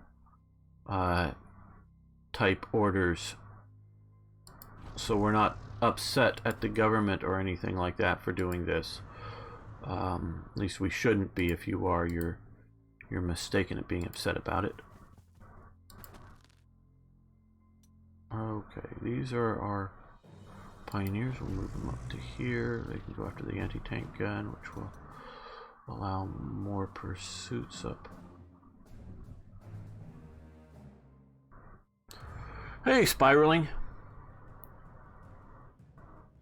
So far, no snow, but we're only in 23 out of 30 turns, and we've yet to really... There's a Battle for Moscow episode if we win this, is my understanding, next. That's what I've been informed. Okay, let's... I know we really didn't need...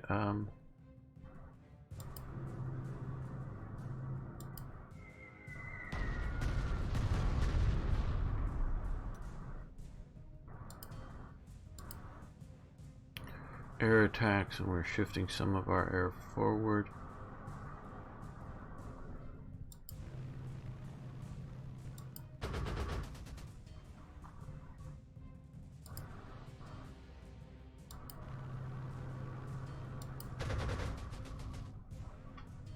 So this is not good for too long here.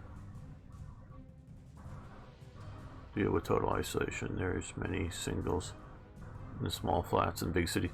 Yeah, and I hear you about the isolation thing, but let's see. Well, there was got to be 7 of us yesterday that were all on Discord talking about things. 6 of us in voice chat, and Lum was just was drunk and just posting memes and stuff. But still, oh, okay. No, we're not going to do that. We just saw how much there is sitting around Moscow. A lot of stuff still. So well, we may get done with this early this term. We're going to keep streaming, but this mission early and go on to the next one. Because I don't know that I want to try to dig through all of that. I would rather reinforce, set up my forces than wear them down in an assault on Moscow.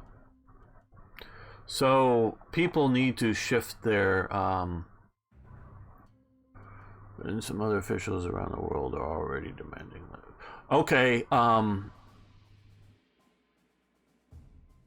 let me, and I'm not going to blame Thomas for what he's saying here, but because he's maybe getting it from the news media, and the news media has been lying at least about Trump, and I mean flat up lying. Because he says here, for everyone, Trump and some other officials around the world are already demanding they lift shutdown partially. Okay, Trump has not done that. And this is the lie that the media, and I don't know what media you're watching, Thomas, out in your part of the world, in Europe. Trump has said, I would like everybody to be able to go to church on Easter Sunday. It would be a good thing. It would be nice if it was, that we could do this. I would like to do this. Hey, I would love it too. I'd love it to be over tomorrow. I'd love it to be over right now. Trump is talking about what he hopes will happen. He is talking hopefully. He has not demanded anything. He has not told anybody anything like they have to go back. It was the damn New York Democrats that were demanding, literally, no, you go out to the parade. They said that when this was already hitting New York. They were telling people to go out to restaurants. No, they were demanding that it stay open. No, Trump is saying, I would like it to be open by Easter. Now, I don't know if Trump, because Trump is a salesman, I don't know if he's just, saying nice words that, are hopeful, but doesn't believe that it'll be happening. Or maybe he's thinking, yeah, by Easter, it may be good enough. We can go, lift this, at least in some areas, because I think he's looking at America. There's 50 states here. And what's happening in, say, Kentucky is different from what's happening in New York City. And so maybe, now I don't think it's likely, and hell, I ain't going out for Easter Sunday to any mass group, but even if they do so, and maybe he's right, and maybe he's hopeful and thinks it's going to happen, but Trump has not demanded that. Now, I don't know what China, the dictators in China are demanding. That very well may be true that they're demanding. Supposedly I've heard that they've re-shut down movie theaters in China and other things. But they've sort of demanded that in China, my understanding is opening up the factories and whatnot again, and that people go back to work in China. So there may be places that the demands are going and happening that way. But at least with Trump, and I've heard the two clips, one in a news conference and one in an interview on the same day with Fox News. I've watched the two clips in total, and he was expressing a hope. I think an unrealistic hope, and I don't, he's getting all better news than I'm getting, briefings by Dr. Fauci and other good experts that everybody trusts. And maybe he's, believing that it's a likely outcome. I don't know. I don't think it is. Or he may think it's not likely, but hey, I want to tell American, stay at home now, wash your hands now, do all those stuff now. I know I'm sort of on a rant on this, but do all that now. But I hope by Easter it'll be fine. But he doesn't believe it. Maybe he's just trying to be hopeful and selling us stuff. Maybe he believes it. Either way, I don't care. It's once he does actually say, go back out. This is now the government position. That is a different thing than him being hopeful. And the news media, particularly, which is mostly all left, is just going off, and Twitter's just going off on Trump about it. Now, it's one thing to say, oh, he's being unrealistic in his hopes. Then I would probably agree with them. I would agree with them, but it depends on how they couch it. But when they say, and I'm saying that that's how they're sort of reporting that he's demanding these things, or he's saying it will be this way, or that's what he's going to do is by Easter. No, he's saying that's what he hopes to do. And you have to parse the language. So I'm not upset at Thomas, because I think he's getting the information, but I just wanted I know my very few audience here of 15 viewers on the two platforms right now combined, sees that you don't have to like Trump. You can think Trump is a bad president, but he's no Nazi. Trust me, he's I study Nazis, and people got back to me. I study real Nazis, and Trump is not a Nazi, and someone who has a Jewish daughter and whatnot is not a Nazi. You don't have to like him, but he's not a Nazi. He can be the worst. You can think he's the worst American president ever. You may be right on that. I'm not saying you got to like the guy, but don't either cheapen, just because you want to use hyperbolic language. Don't cheapen calling, people that are doing wrong things, misjudgment things as being evil like Nazis, and don't you don't have to like what Trump's doing. I'm not trying to sell you on Trump, but he isn't the ogre that the media is making out. I want to read Brett. It's still opening up here. It's all hunky-dory now, yeah, you're right, Brett. That's what I'm getting from the news, but then I'm hearing from various sort of Twitter-based back channels that it ain't quite that way in China. I was about to move for a new job to a different country. The landlord had already rented out the apartment to someone else 3 days before the move. The hard curfew, it's a big mess now. I can bet, Kai. Yeah, I would just stay in my apartment, tell them, yep, nope, not moving, because of the lockdown.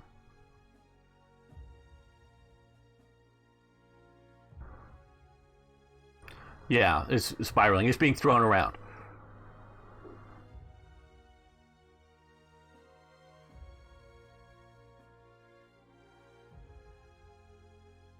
Yeah, well, Japan, I think, closed its borders, and the systems in Asia are much more government than we're used to here in the West, generally speaking, and definitely much more government than in America. So they swarmed in, and, where did you go? Anybody that they tested and found that had it, and just really started isolating those individuals. So I don't think it's rampant and spreading in Japan. Um, at least that's sort of the word I get. And so, and they are generally more cautious about wearing face masks. If someone feels sick, not because of any particular reason, but just have a cold, they wear face masks when going out in public so as to not spread it. Japan, I would say, of all of Asia, I had 3 years of Japanese language in high school. Don't speak it well now or anything, and I studied the Japanese culture more than I've studied any other Asian culture. They are, I would say, the most socially responsible people in Asia, which probably means the most socially responsible people in the world. So, yeah, their normal is much more controlled like that than a lot of places are. So their normal is already taking a lot of precautions on these things.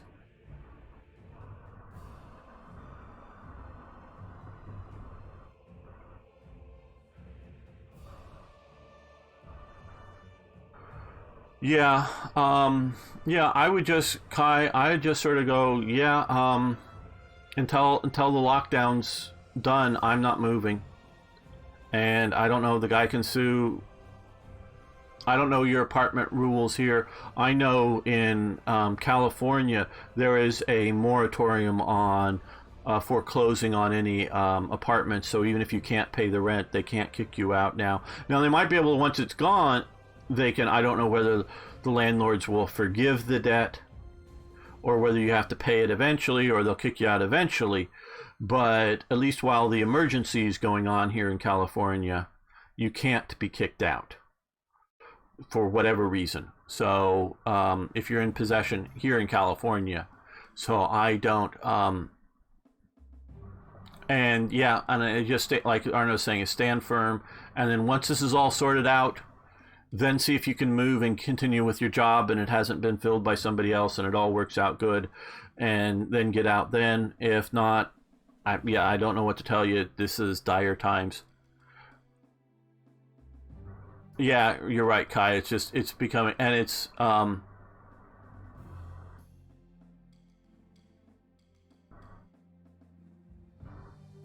and so, still, and so, yeah, it's, using the term Nazi, and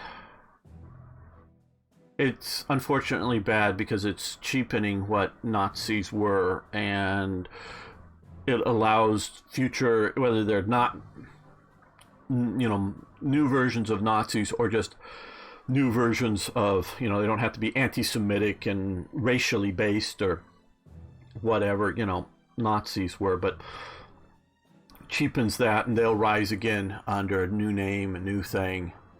Here in New Jersey, it's almost impossible to kick some out, even if they miss payments, mortgages. Yeah, it's normally rather hard anyways here, too, but it's particularly protective.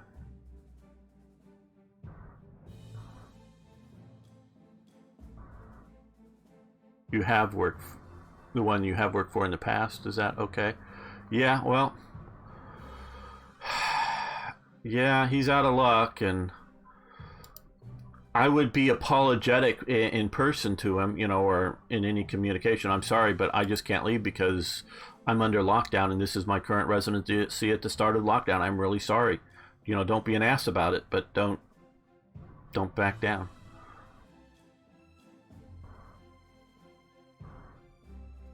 Okay, we're going to end this episode. Not the live stream, so everyone hang loose, but the episode. Sorry for the rant.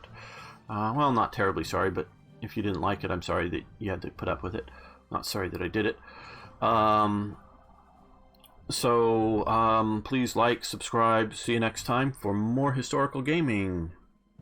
Okay, and yes, we will be... I want to save here, but we will be continuing the episode, but I'll be back in just a minute.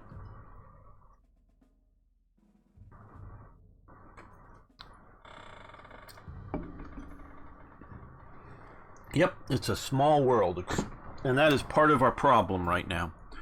The jet age makes things move fast.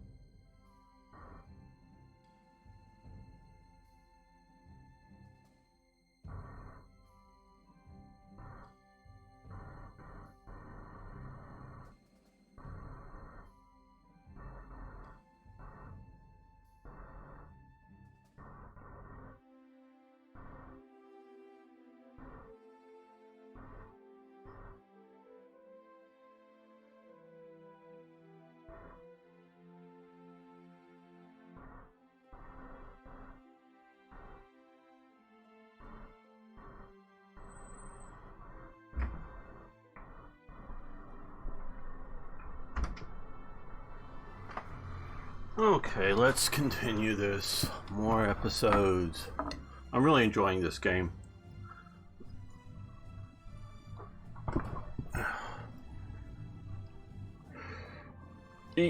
Yeah, spiraling. They can't define Nazis other than someone who's slightly educated might come up with something like Jew-hating fascist or some such thing like that. I am still working, and those of you who have been around for a while. Hello, Nagaro.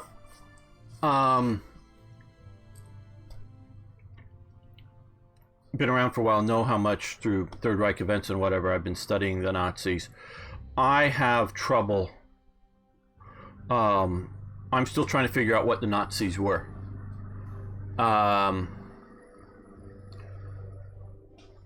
It's a complicated issue, often with contradictory evidence. And why are the gardeners out Saturday morning at 10 a.m.? I know we've been having gardeners out here, and they're social distancing, and so they're getting paid, and they're not infecting anybody mowing. But I don't need them in the middle of my live stream.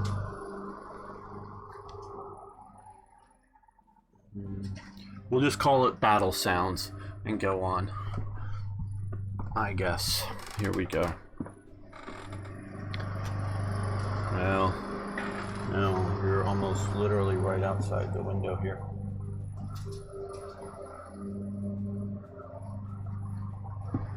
Okay, let's see how I can make this work.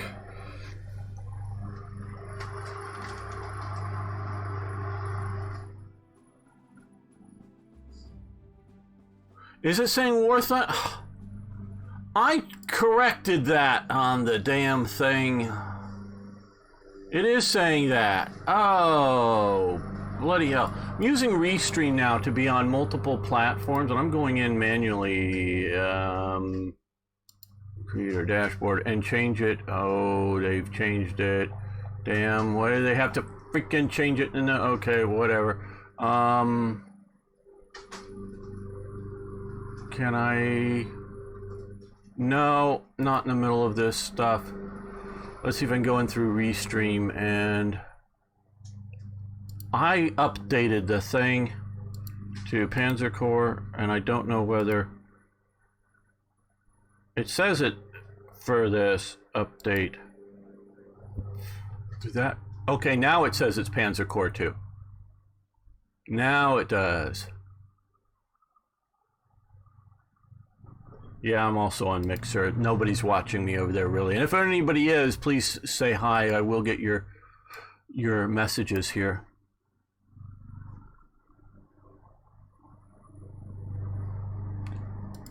Okay, I'm on mobile work, staying at home and feeling ill a bit because I played Doom all night and haven't slept it. Okay, so long as it's lack of sleep, I'm not happy that you're feeling ill, but not upset either on that.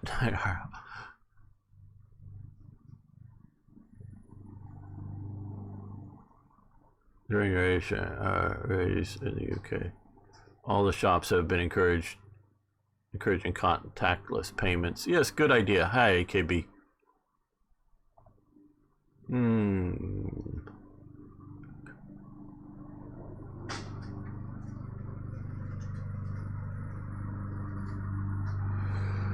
Yeah, some of the parks probably shouldn't be as packed, spiraling as they are. Ah, yes, Arno's there. Nice of you.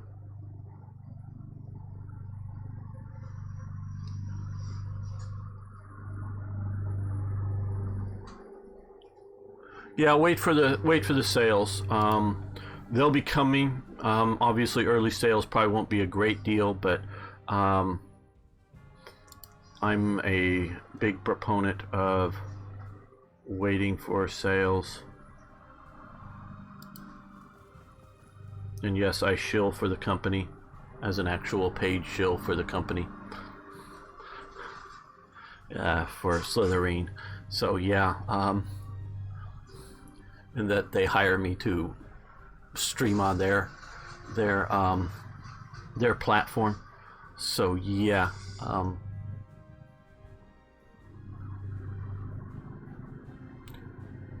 Oh, Bagration, yeah. I haven't gotten that far in to the game, but let's start making another episode.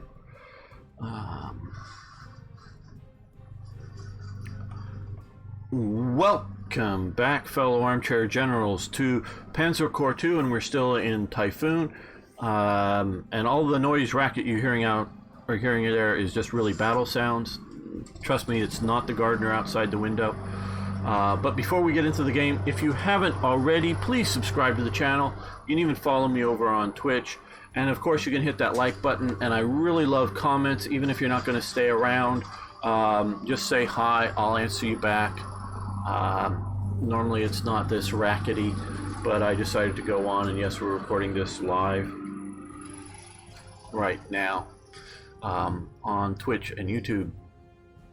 Make a shop run soon. Got a face mask from work. Wish me luck. Yes, very good luck. Also, you can wear gloves. I wore disposable gloves and took them off and disposed them in the trash after going to the shop. And I'm set for probably 2 weeks or more now, so before I'm going to go back again. But enough of that, because you didn't come here for that. You came to be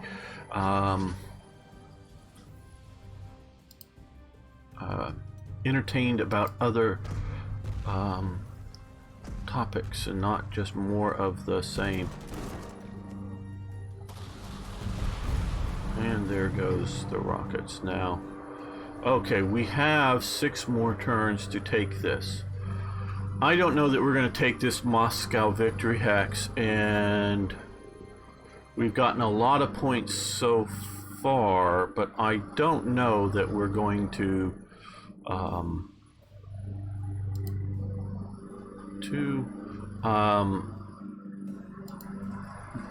get, yeah, these guys are sort of proper bombers here. Will do more suppressing work against the ATs, so we're gonna do that, but not as much as I was hoped. And no, the estimates aren't the actual thing, because there is a die roll. So just because it says you're going to kill 3 or whatever doesn't mean that you're actually going to do that. That's just an expectation.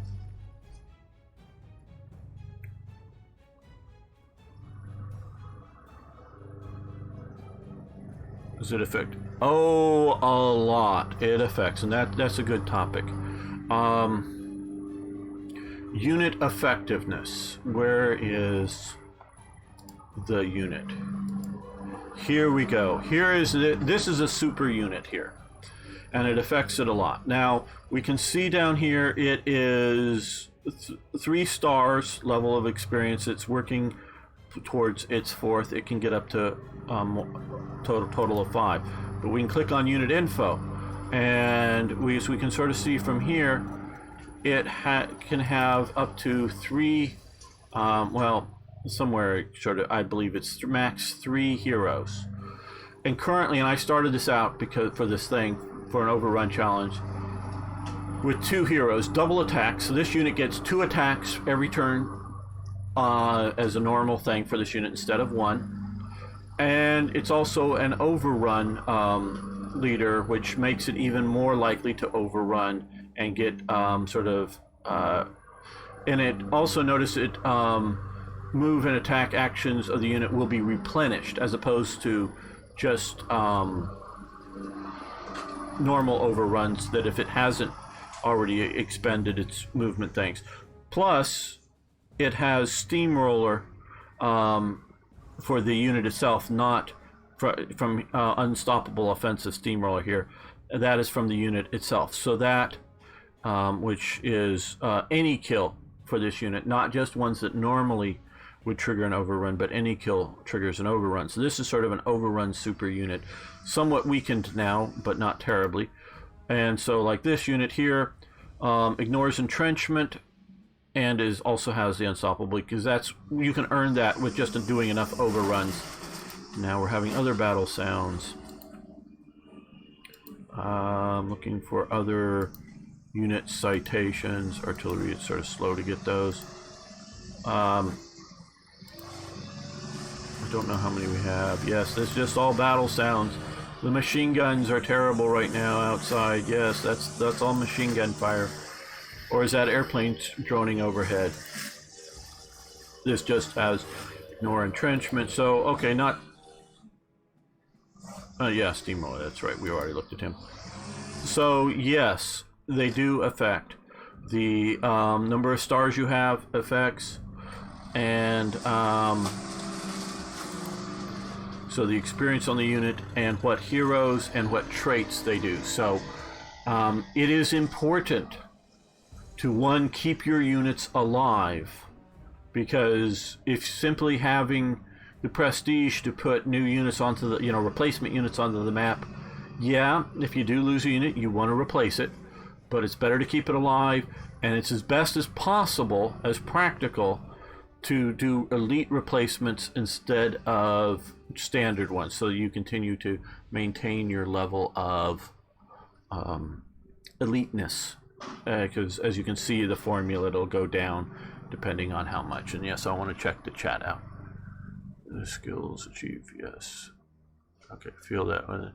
A single 5-star hero stacked elite panzer unit wipes out 6 full enemy units in 1 turn. That can happen. That can happen. My sort of was starting out with just sort of regular start was 3 in 1 turn, 3 units. But yeah, it can happen if you get like a 5-star and everything stacked up.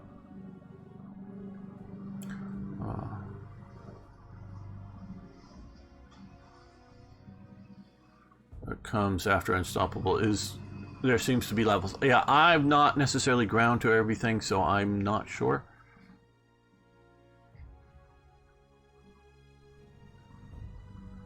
Yes, and that's what the heroes are, in essence, sort of officers to the unit. And of course you also have the general traits, generals, comma, or traits.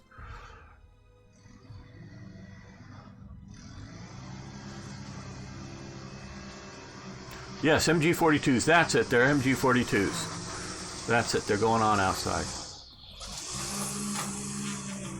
You do not, overstrength is no longer based upon your star levels. You can just have overstrength units. Now, I picked, as a balancing issue, one of the negative traits is no overstrength. So none of the units that I'm playing with will go to overstrength. So you won't see that in this playthrough with these units, but that, yes, is very much a thing too. Okay,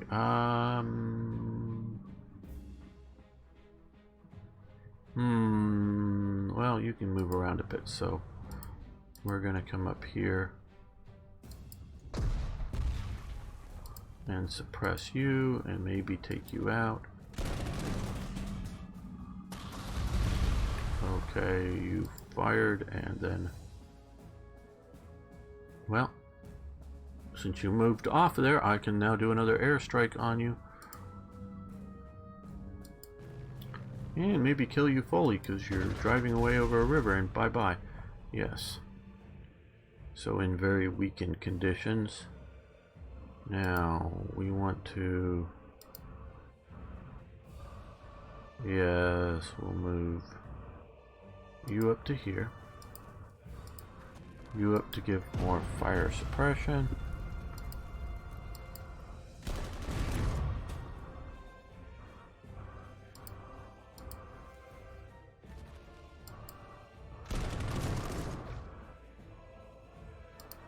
Now, if we were to move the tanks, even my unstoppable one, they may do return fire, but here, hopefully, they didn't push them as hard as I'd hoped. Okay.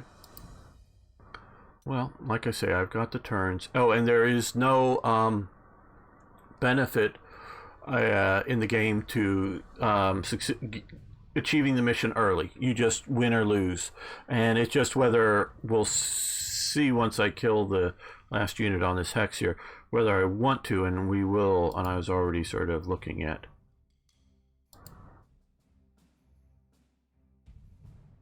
this sort of an attack here.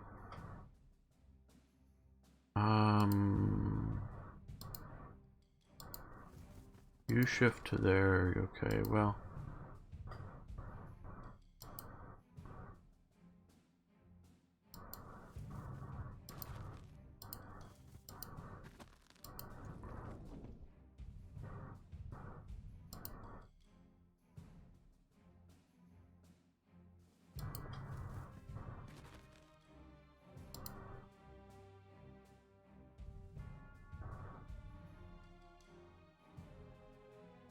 let's see what we can do with...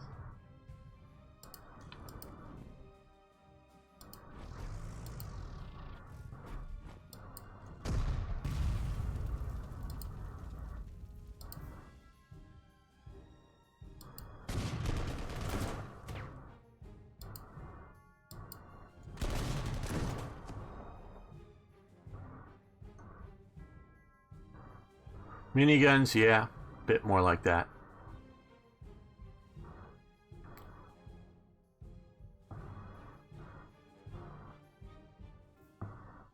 Okay, Nagaro, like I say, be safe. I was overly cautious, I'm sure, when I went, but that's not a bad thing in my opinion. Being overly cautious at this time. And my protective things know I was not doing anything too ridiculous, but yeah. Okay.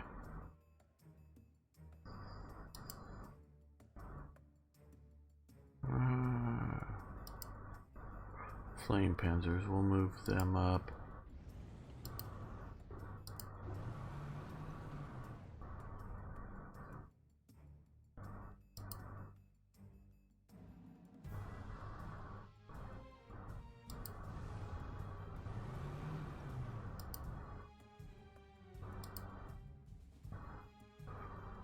Okay, so thinking that's all we're doing. They got the AAs pointing skyward there. Okay, end that turn.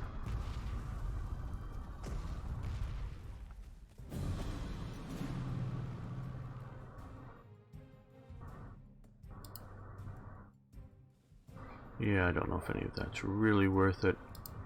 Okay, suppress these guys.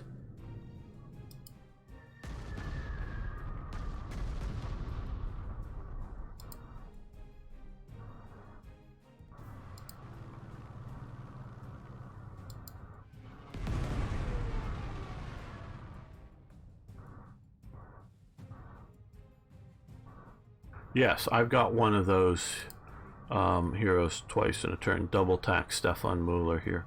That is an overwhelming amount of benefit.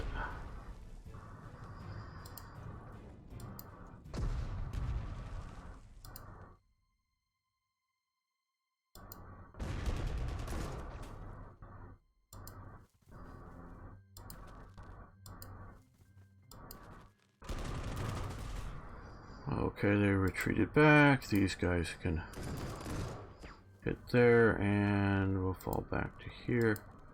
I'm going to take our double attack experts. Ah, well, this unit now has been decorated with anti-infantry veteran level 1 award plus 1/2 soft attack. So my special unit now has 2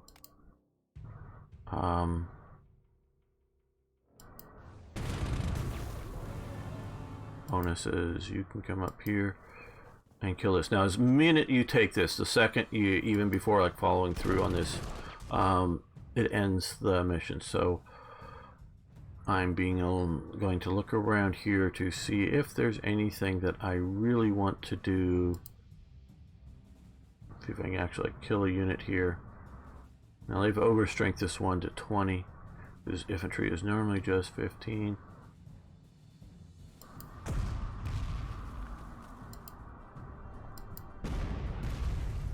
Okay, they cannot reply.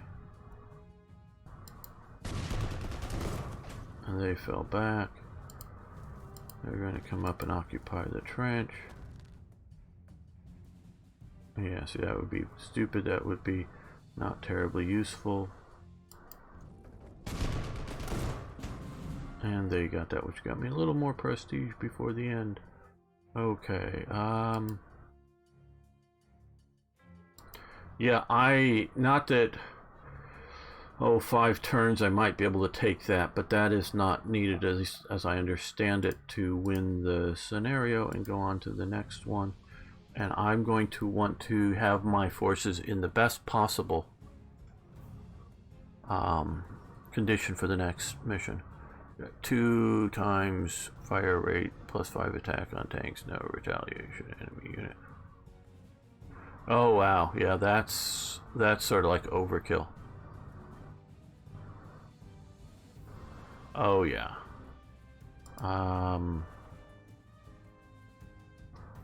Yep, you get to go in and win the mission.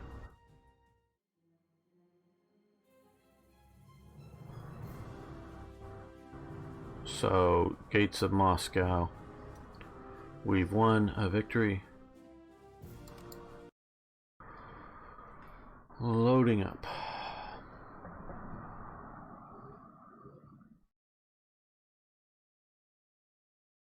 The horrid Russian winter is hitting our forces far harder than anyone expected. And our opportunity for a quick defeat of the Soviet Union diminishes by the hour.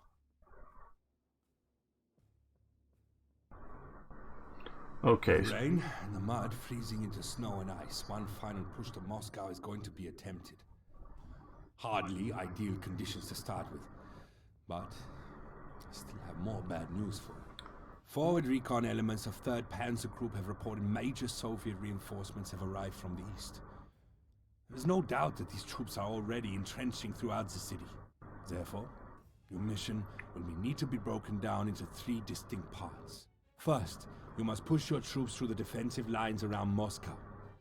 I recommend focusing on here or here. Secondly, critical government locations across Moscow will need to be secured decisively. I suggest you start with the Kremlin, here, and then go here and here. But the choice is yours. Finally, once the last of the city's defenders have been cleared out, you will need to hold the city against any potential waves of Soviet reinforcements. It now falls on you to carry out this most critical of operations. Good luck, Herr General. Okay, we're going to end the briefing there.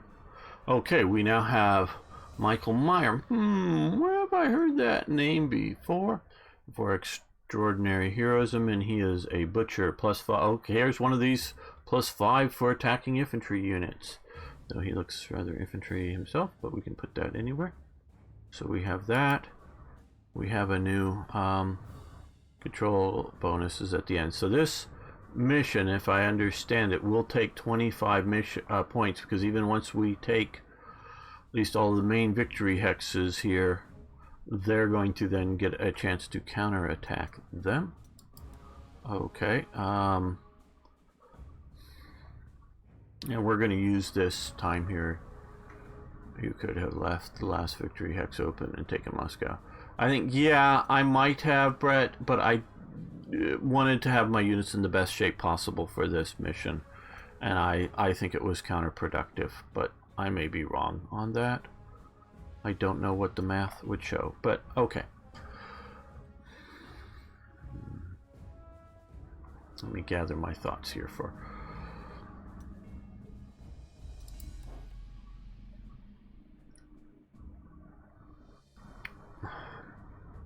If the Second World War becomes truly a world war with America in it, Germany, I would say under most conditions, cannot win a war of attrition. I say most conditions because, yeah, under most conditions it can't win a war of attrition. But as we can see, and this is a good example of it, if you have a war or of maneuver and decision, Germany can win, and we can see that in France, the Battle of France. We all just sort of look, oh yeah, they won in France and whatever, but Germany's doomed to lose the war. Well, obviously they were doomed to lose the war because of they lost it. But in my opinion, it, you know, you can make different decisions and have different outcomes. France, I know, was really worried that Britain was bombing Germany before the Battle of France starts, because France was worried about the overwhelming size of the Luftwaffe. They were just worried that, you know, if you poke the bear's going to get upset and just come and overwhelm us, because it's just the Luftwaffe was so huge. Now, in fact, France had a larger, effective, you know, not just old airplanes that aren't being used anymore, but had a larger, modern, effective air force than Germany did. That's without adding in Britain, without adding in the Dutch and the Belgian air forces, which were, I know a little more about the Belgian air forces, which did exist, smallish, but still they were there and they were operating. So if you combine those air forces, they would overwhelm Germany's air force. But that wasn't the impression that France had. So France was working under the impression that Germany had... Now, Germany's air force very well may have been better because it was better coordinated with... James Holland's book talking about the, you know, sort of up until 1940 or whatever, you know, through 1940 in the war, is very good at this. I mean, I have some problems with his book, and they're sort of minor in the overall thing, but very good at showing how much better coordinated air offensive Germany was able to do versus any of the Allies. Britain gets good in the Battle of Britain, but that's only by the time you get to the Battle of Britain of coordinating its air forces, where the French and like the Belgians are like, well, we're going to send up some airplanes and they're going to fly around and see if we can find the German air units, and then we're going to launch air attacks against those air units that we see, like the bombers coming, and they're going to go up and fight them, and then they're going to go. It was all just sort of random, uncoordinated, you know, maybe within one air group or one air unit of one sort or another. I don't know how the French organized it. They may have been very well trained and very well organized and led, but they weren't coordinated between themselves everywhere. So Germany was able to overwhelm the system. So if it were to come down to an air war of simply who can build and train, because it's also training of pilots, because at times, like during the Battle of Britain, Britain was producing more planes, fighter planes, than they could have pilots to put into the seats to fight those planes. And this is just Britain, during the height of the Battle of Britain. So it's both train effective pilots, fighter pilots, and produce planes. The Western Allies are going to win against, the air war against Germany if it's just that attrition, because they can produce more planes and make more pilots than Germany can, and so they're going to win. Well, obviously, Germany defeats France and defeats the expeditionary forces of Britain. And so it shows that if you have a war of maneuver and decision, the smaller, now I could say weaker, but weaker in the terms of numbers of troops, numbers of equipment, tanks, aircraft, whatever. Yes, Germany was weaker, but not necessarily weaker in a military power in its effectiveness, because obviously they overwhelmed, and Tippett's starting to play Arma 3. Overwhelm the French, British, Dutch, and Belgian, and Danish and Norwegian, basically all at once, armies. So obviously they were more powerful in that sense and able to move it to where it needs to happen. Effective combat power at the point of contact with the enemy, they were able to overwhelm the Western Allies in a few short weeks. So they were obviously more powerful in that sense. Okay, we'll get to the Soviet Union. If the Soviets can play the delaying game, and countries like Britain stay in the war, the Soviets can win the war of attrition against Germany. Definitely once America comes in with America's aid, they can go from, win the war of attrition. Maybe, you want to, listen. Yeah, no, I'm just teasing you. No, you can play other games while you listen to me. I figure Brett is also doing so.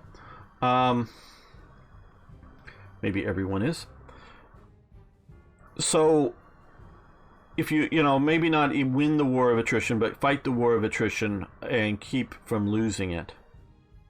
Definitely with Western aid, they're able to turn it around and push back against Germany and obviously take Berlin. But I say they can't do that without aid, direct aid to them, as well as, landings in Italy and France and other places, and threats of them even before then, distracting large amounts of German resources. In my opinion, if it is just a war between Germany and the Soviet Union, and clearing Poland and whatever out of the way, and forget Italy, forget Romania could sell oil, but forget the Romanian army, forget all the rest of that stuff. If it's just Germany versus the Soviet Union, I think Germany's going to win, even in a war of sort of attrition. Very good. Well, we hope you're safe. Hope you didn't catch anything. And so Germany's, I think, would win that if it's just Germany versus the Soviet Union. But it's never just Germany versus the Soviet Union. And even when it's just like Britain, Germany's doing lots of things like building flak towers and putting flak guns all over them. Well, all those flak guns, whether directly could have been put on the Eastern Front, sometimes literally like the flak 18s, the 88 millimeter anti-aircraft guns as anti-aircraft guns, or just simply using the manufacturing capabilities to make anti-tank guns and make field artillery, to put more of that in the front, as well as making more artillery shells instead of flak shells, because it's the same basic process. Germany could have had more ammunition, more effect going after the Soviets. Just simply that they have to react to the British, and not always with, infantry divisions in the front line somewhere, whether that's North Africa or Italy or France or something, but simply guarding the coast, occupying occupied zones, doing flak operations, doing night fighters, all of that stuff that they have to do specifically to fight Britain. We're just talking about Britain before America gets into the war. That they're distracting a lot of resources away from the battle with the Soviets. Could the Germans have won a war of maneuver and decision against the Soviets? Absolutely. There's nothing saying that they could not win.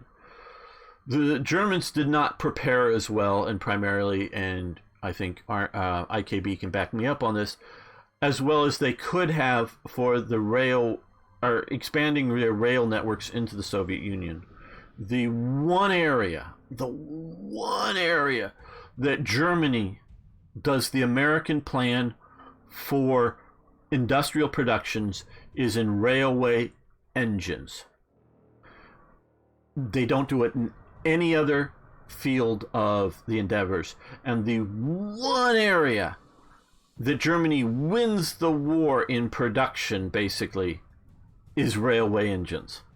I forget the guy's name, the guy who's in charge of the German railways and who's also in charge of railway productions, settles on one type of locomotive engine and starts producing that one type of locomotive engine and never changes. The U.S. does make changes over time, but they're very slow because they don't want to interrupt production levels. Never changes that engine type for any improvements or any production efficiency, making a little less. I'll get to some of the chat. I'm not totally ignoring you, but we'll get back to it in a moment. Never trying to lower the quality to, produce it faster, because they just produce a decent basic railway engine, and they produce it like the Americans do, in that they set it up, the production lines, that machinery, it makes just one type of railway wheel, one type of valve, or whatever it is in the railway engine, and they just keep making that. They don't switch machinery. They don't make a batch of, we're making 50 of these breeching rings, and then we're making 50 mount things, and then switching the machinery back and forth for production of tanks. Like the Germans were constantly, they would make a batch run of 50, 100, 500, 1,000, whatever it would be, of one thing. Then they would then spend the day or two or whatever it is resetting the tooling on the machinery to make something else and do that. Where the Americans would just, they're making that widget. This machine makes that widget 24 hours a day, if they're running it 24 hours a day, because they did do in the U.S., multiple shifts on the factory, and you just make that one widget. And until we determined that no matter what, we could possibly never use any more of those widgets, and then they that machine stopped making those widgets. Whether the war's over, or like the half tracks, they eventually, I think it's sometime late 44, they stopped making half tracks in America, because we have so many half tracks parked around America, the sort of M3 half tracks, that we can't possibly think of what we could possibly do with more of them. So they just stopped making them. And I think they have enough spare parts, so they just eventually stopped making them, because we can't use any more of them. We can't give any more of them away, partially because we just don't have the shipping. So they stopped making them. And other times they stop making stuff is because they've changed the model enough that they're no longer using, the Grant/Lee tanks. They're going over to the Sherman, so they stop making parts for some of those things. That tank, if it's not used anywhere else, and they've made them enough spare parts that they go, well, we can't use any more carburetors for this thing, or whatever it may be, and so they stop making it. And then once they stop, then they will convert that machinery to making something else. That's the American way of production in the war. Germany is constantly shifting back and forth. Much more flexible, much more responsive to the needs, Germany is, but efficiency's down. But the railway engines, they keep it. I'm not surprised that they're still used. They were supposedly I just watched one 1 hour documentary on the railway, and so I'm not nearly the expert that IKB is, but I do know this about it, that they were good, efficient. They were sort of the Model T, they're sort of the DC-3 of aircraft. They were of railway engines. They're just good basic stuff, and they massively pump up the number of locomotives during the war, and pump huge numbers of them out. And so that part of the railway capability Germany does quite well. But the forward planning and preparation for dealing with the railways in occupying territories and thinking, well, maybe some of, because I don't think they ever did a single one, but maybe some of bridges are going to be blown up. Maybe we could sort of quickly, and the Germans were capable of this, prefabricating a sort of standardized trestle system that's modular, that we can just bring in on railway tracks or on trucks or whatever, and quickly get to places. And so long as they haven't, I think they're called the footings of the bridges, the concrete parts on either side of the riverbank, haven't blown those up, we can just simply almost just in a matter of days or hours, but 2 or 3 days at most, have a bridge, because you just blow up the rest and get the rest of the crap out of the way and just lay over a modular railway system, sort of like a Bailey Bridge that the Americans were making. They could have easily designed something like that, and so it doesn't have, you can have varying length, just have it in, like, I don't know, 10-foot sections or whatever in the bolt together, and just slap it on and go. But they never do anything like that, so they have to try to repair bridges instead of replace them, because if you really do a really good job, but you have to have the engineers and you have to have the right explosives to blow the stuff up on either side of the riverbanks and collapse it in to make it really hard to rebuild. So they never prepare these kind of things, and so they could have kept the supply flowing better for the German advancement into the Soviet Union. I know this is a long talk. Sorry if you don't enjoy this stuff, but I hope you do. You can just jump ahead until I start deploying stuff if you want to. Maybe I should have put that note up in the text, if you just want to see the gameplay. So Germany definitely could have made it to Moscow, because and I know I've talked and had a long talk about the Kiev encirclement earlier. They could have pushed to Moscow. They would have gotten to Moscow effectively before the winter storms, winter, I consider snowstorms or winter snow. I don't know if they would have beaten they did make huge trench works out there. I don't know how effective they would have been. They were partly just to mobilize the people into feeling that they're doing good for defenses, partly, I think, to try to be effective defenses. So they definitely could have gotten there. Now, how hard would it have been to take Moscow? I don't know. You have the Kremlin somewhere here, which should be a big fortified fort. That's what Kremlin basically means, castle or whatever. As I've said, I think quite possibly Stalin could have fled, the NKVD fled, and those troops remaining might have just gone, if they're leaving, I'm not fighting. And it might have, especially if Germany seemed, the impression, going back to, that's why I brought it up, the French impression that the German Luftwaffe was overwhelmingly strong.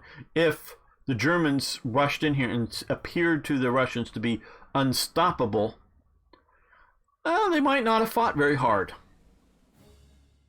They might have fought super hard. It might have been a Stalingrad thing. I don't know. We don't know what would have happened. We do know that, because I know that Stalin could have fled, because he definitely thought of it at different stages. I'm not saying by the time the Germans are knocking on the door he was thinking of it, but there was definitely stages that they were thought about leaving Moscow. So he could definitely have fled. He could, and the NKVD, to keep its power base, might not want to have its loyal troops die fighting in Moscow, executing deserters or whatever. They might have fled, and that very well might have meant the collapse of Moscow, because there were two factions, one anti-Stalinist communist and two just anti-Bolsheviks that hated Stalin and whatnot, that very well might have welcomed, especially if they thought they could have a diminished Russia.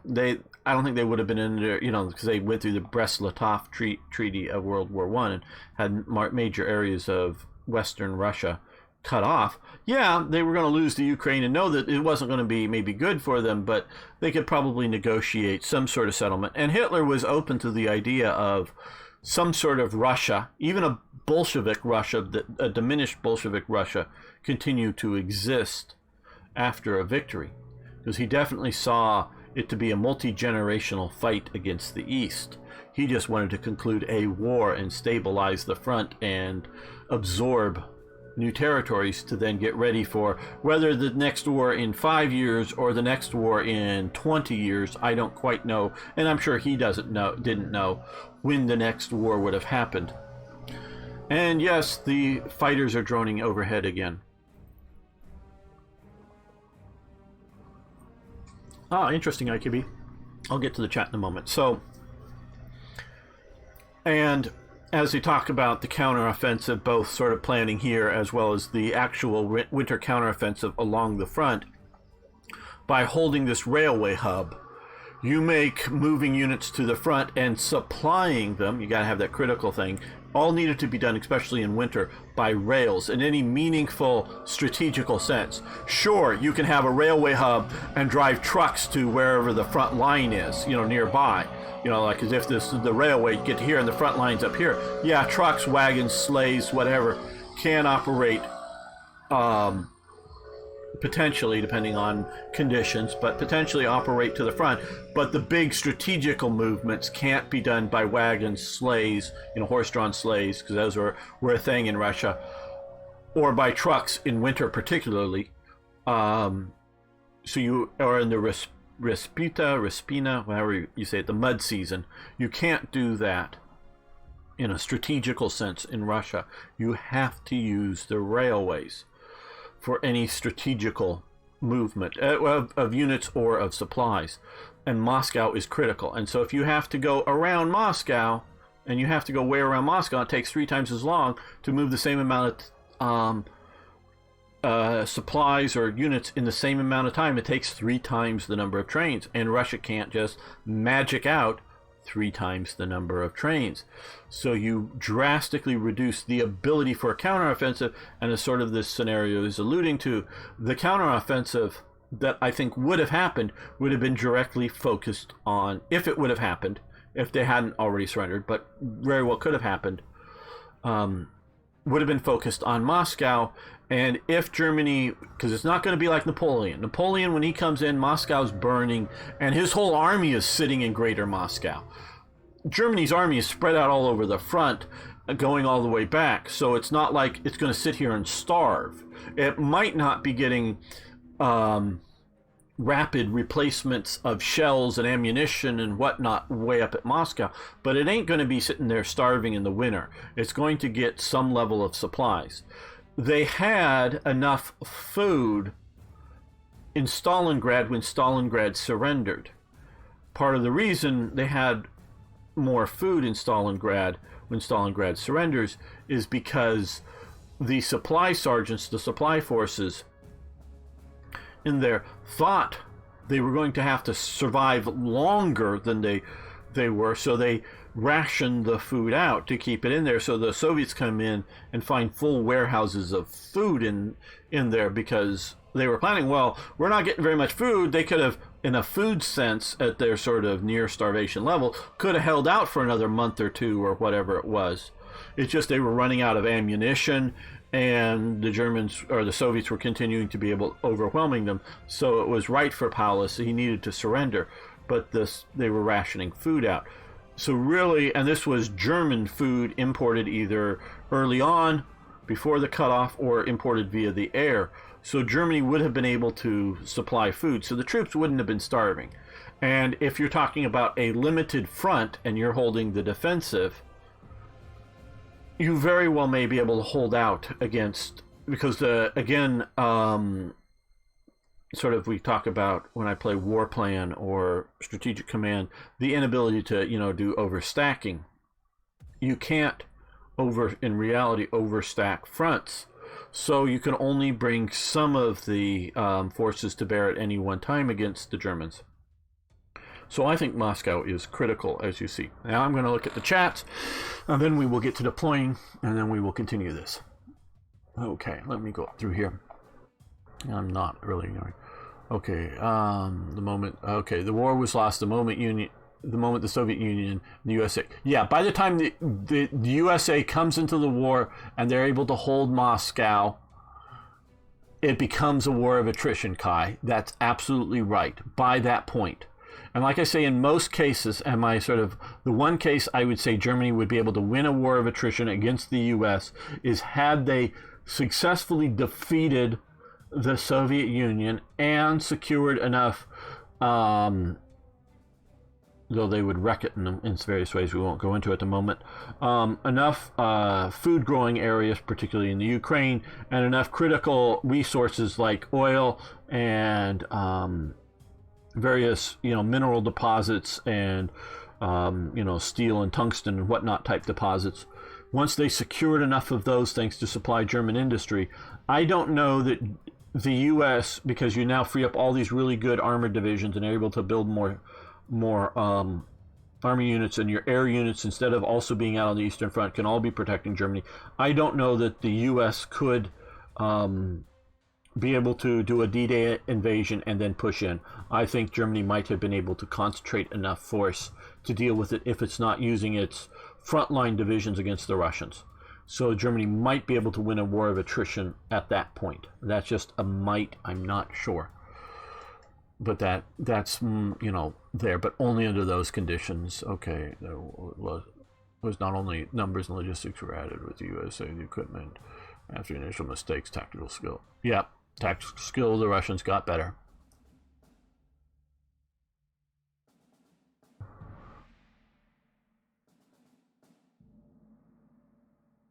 Yes, the U.S. was high quality, high volume of equipment, most assuredly, just going through the chat here.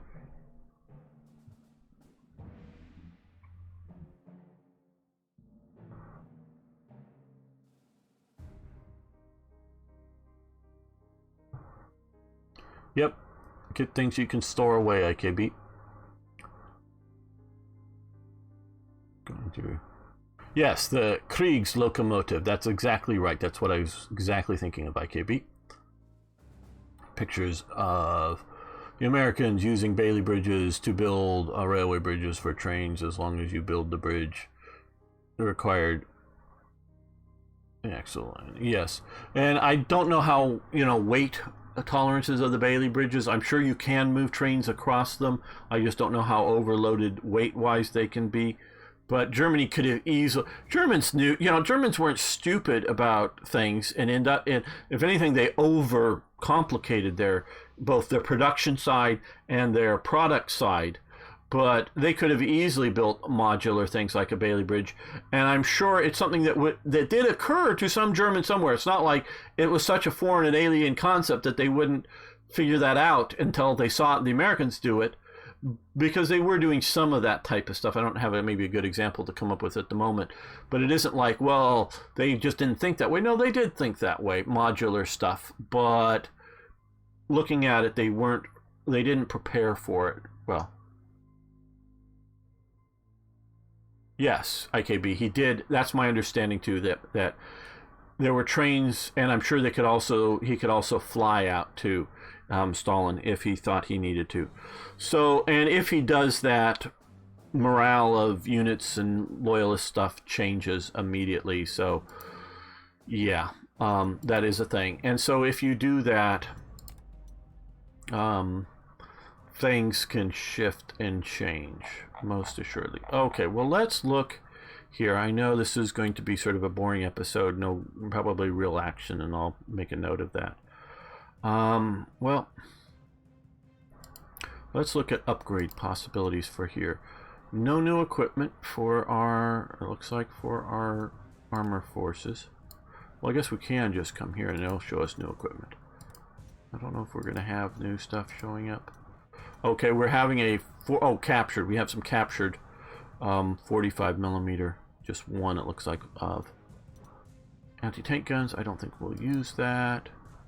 And some captured AA.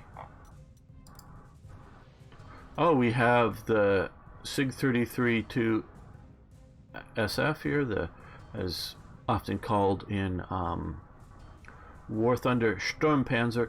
Now, and we have the prototype here if we want to have that, and we have captured some artillery. they only made a few of these. I want to say 12, but maybe it was like 24 or something like this of these things. These are elongated Panzer II holes, special production. And to the best of my knowledge, all of them were sent to North Africa. So having them, you know, time-wise, they were available now, but they were really only sent to North Africa and not to here. And our fighters are the same type. I'm just mostly looking, okay, well, we have, these are the new models, so we'll see about that, and no new. Okay, so we have new. I want to specifically see on my model of JU-87, if we were to upgrade them, what is the cost and the benefit? Okay, it's going to cost us 38, which is very little. No extra slots, which is a thing. Sometimes it can cost extra slots. But other than more cost, prestige cost to replace and upgrade things, because overall prestige cost does affect replacement cost as far as I know. So an improvement on tactical capability. So what I'm going to do is, before we do that, well, we're going to elite reinforce, and then we're going to upgrade for 20. And upgrade for 20. So as cheap as we can to upgrade them and get them there. Yes, and Ares missing having the SIGs here. Okay. So we have that. I don't know weather conditions, how well we'll be doing with bombers. I don't think we're gonna... Oh, what? Okay, let's see. We have 10 slots available. And that would cost... Okay, no new slots. Oh, okay, so yeah, that would be a good upgrade.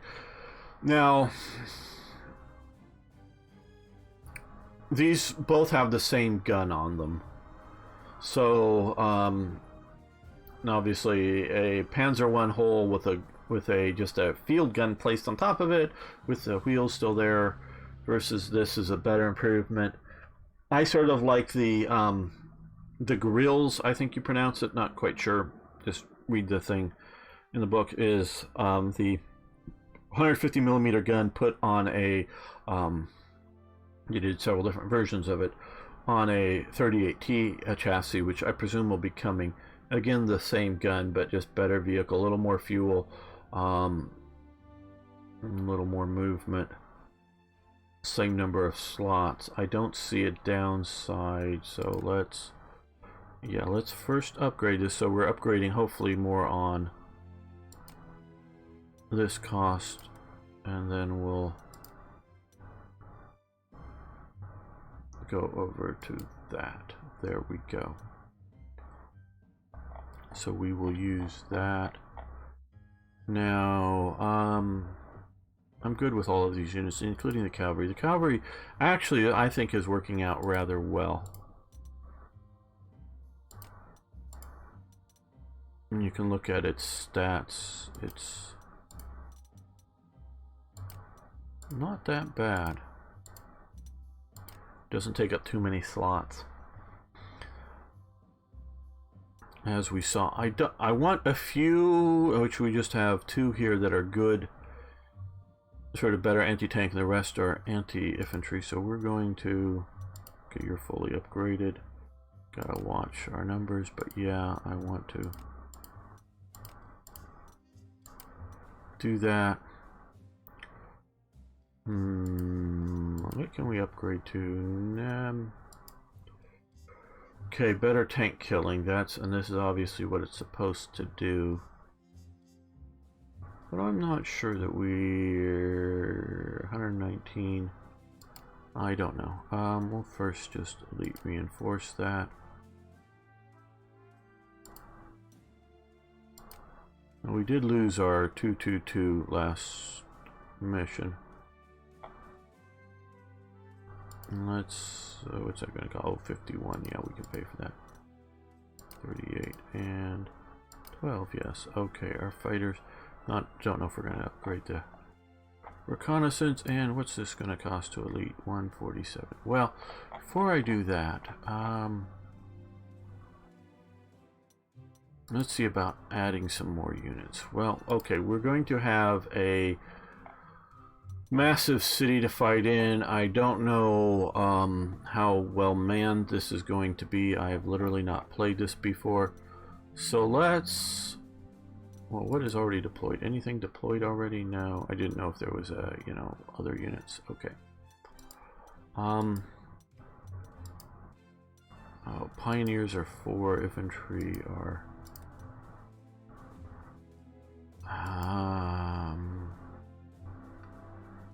I think it's worth another pioneer unit, and we will motorize this. Purchase. Okay, so we got that.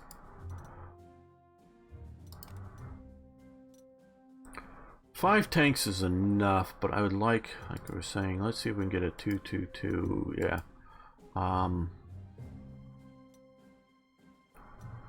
Here for 2 slots. I like the other ones better, but just taking up slots.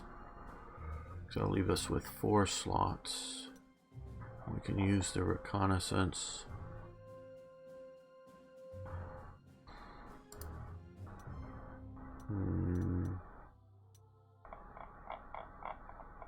Well, what can we do? What can we do here? We have 4 slots remaining.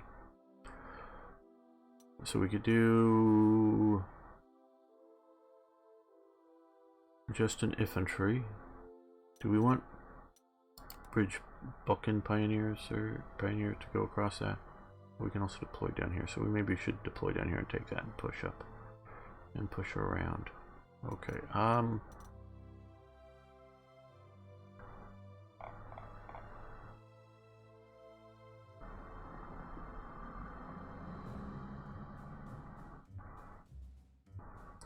Well,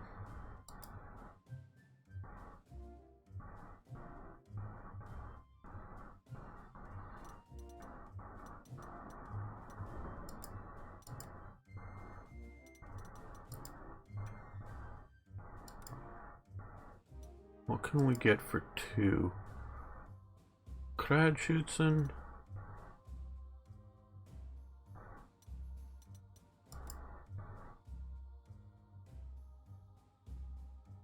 More anti-tank.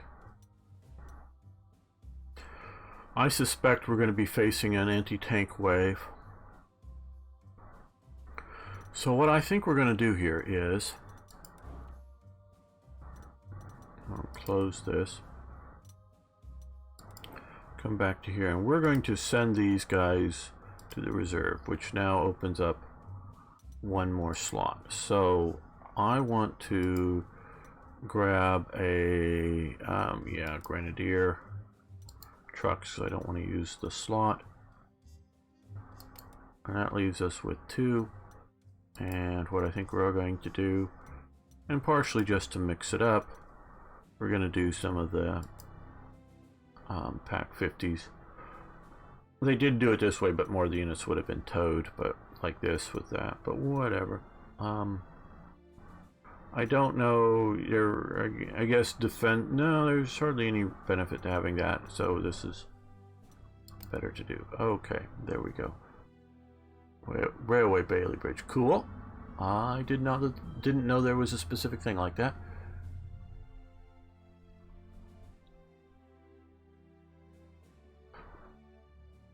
Gorilla, like a gorilla without the O, gorilla. Gorilla. Okay, a gorilla. Okay, a gorilla. Sort of like a gorilla. Gorilla, as in a fight. You know, a fighter, not a gorilla, but gorilla. Okay. Thank you. Yeah. I read a lot of the German words, and I'm sure I'm butchering them. Okay. Well, since this is one of our objectives, we need to take that. And we can come up after this objective here.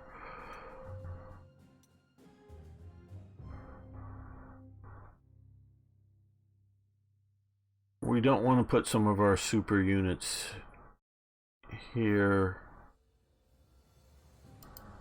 Let's put some infantry. let's put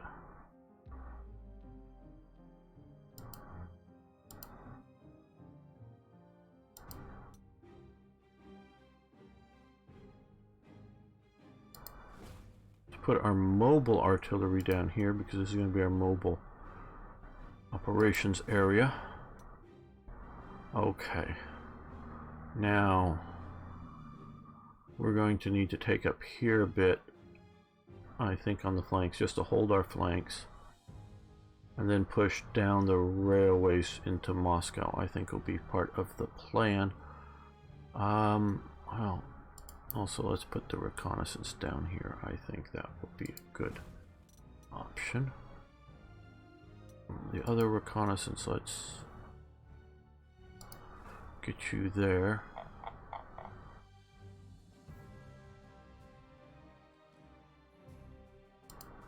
Standard infantry there. Yeah, he'll be good to swing around that way. Yes, we have, I think, plenty to fully reinforce these. Now, just because we do have a bit of a supply hex situation, we will want a little bit of force down here with some artillery. I'm gonna hope air power. We're gonna make a save after this, but if the weather is, see, it's sunny now, but the first turn will be overcast. That doesn't mean we can't use, but if we can use our air power, this will be great. If not, and just barely, but yes, enough to do that. Oh, we didn't have enough to do that. Well, we can do one. Okay, now if we can get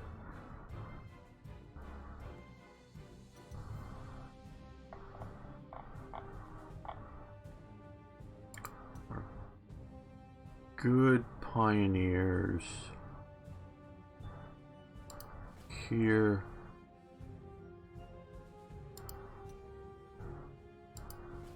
With our artillery and our anti-air behind it, because again, the enemy loves attacking with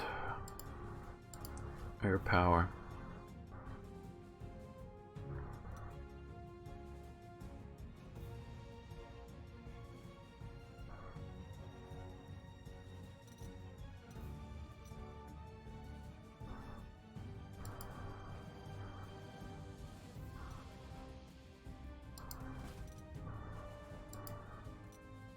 These guys ignore entrenchments, so they can be useful there.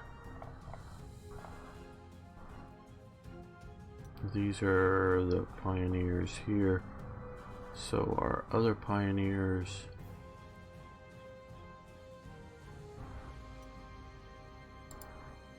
I guess can come in from this front here.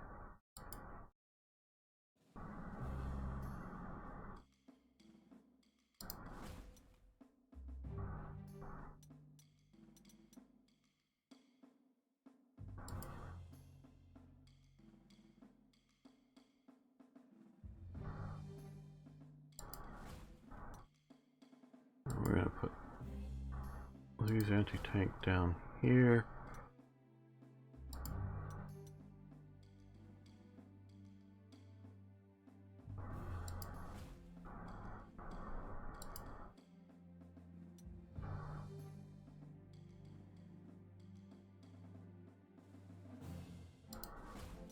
Okay, just air power left. Let's see if we can sort of centrally locate it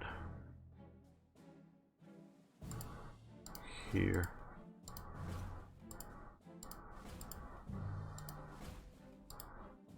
Be able to escort all of the units. Okay, well, we're gonna save this.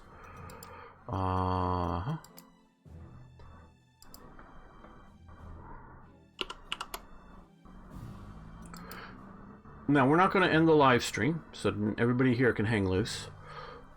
But we're going to end the YouTube playthrough because, and I'll label this just deployment and talk and deployment, so those who just here for the gameplay can skip this out. So yeah, but we will start our initial assault on Moscow next episode. Thanks everyone. See you next time for more historical gaming. Okay, and yes, we're going to continue this. If you guys want to stay around and watch, I hope.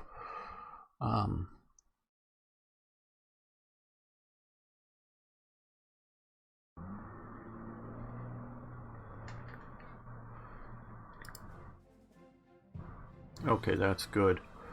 So, yes, let's start another episode.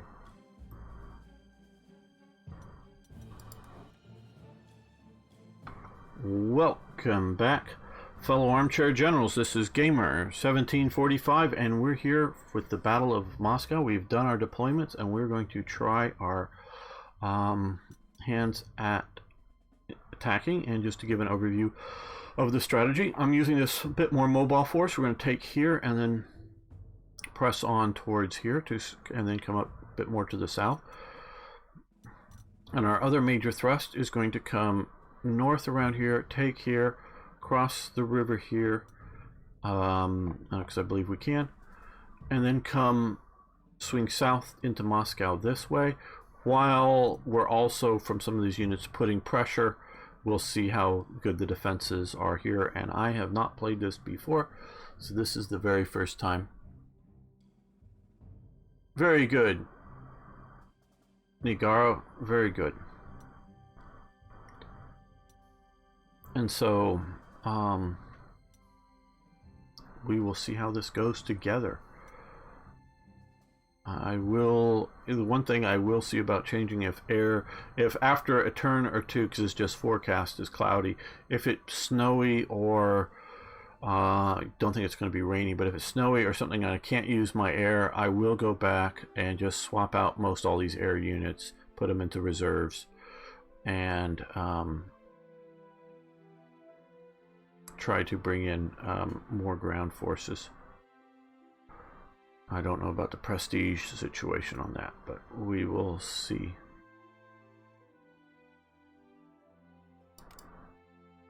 Some units have not been. Yeah, we know that. We're going to go anyways. Okay, yes. Okay, next turn is sunny. That's good. Okay, so here we are down here. We've got a cavalry screen. It looks like there's infantry here.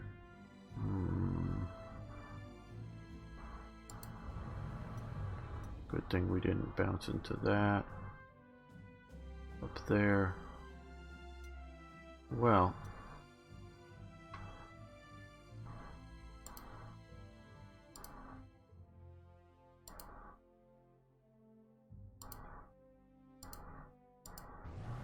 This is fairly well defended. Now, if this is done somewhat well historically, we should not be able to win this. I was thinking that on the last one to start, particularly because I thought it was more of the Battle of Moscow. Now we want to keep you here.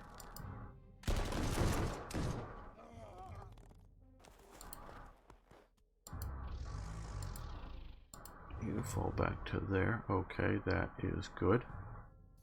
Now up here we have our other reconnaissance vehicle. Okay, we already identified some. Okay, just wanted to see if it was. And there we have. What are these? T-50s. Okay.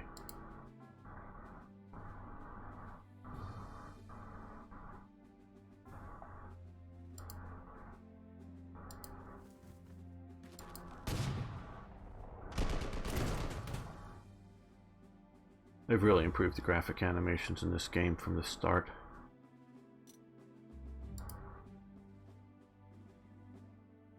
Okay, I think we're going to use our air power here. I say I think because nope, don't have the range for that one. There we go.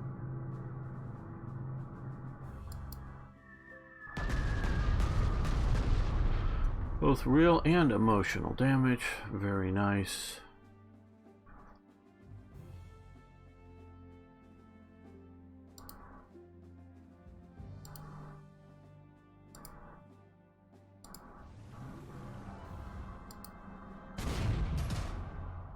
They get 2 attacks.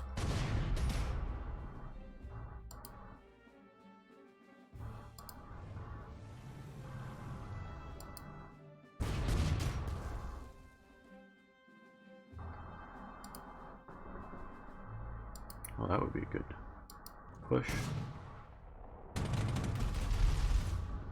And yes, come up and look around.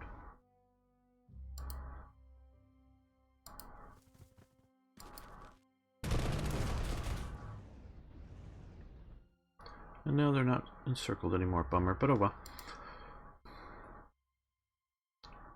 Okay, that looks like it would be a good attack to make.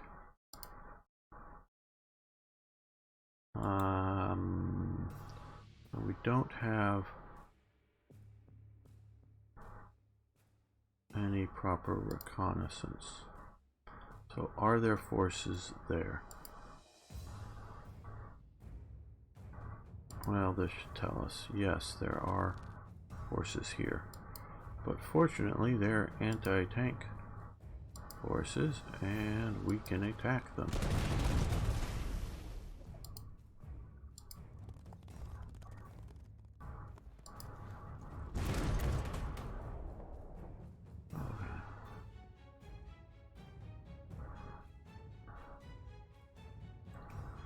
Moscow, yes.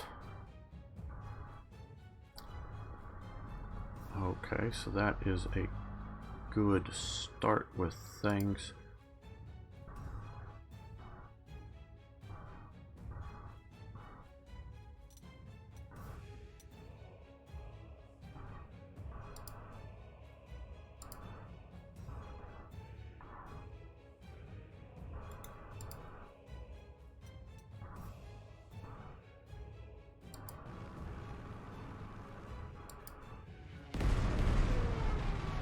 They have some very overstrength units.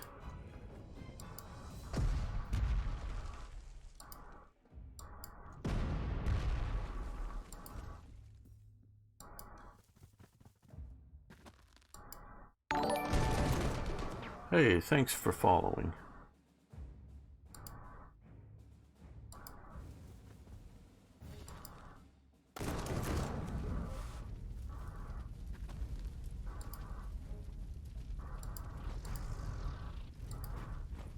Move the anti-air up here.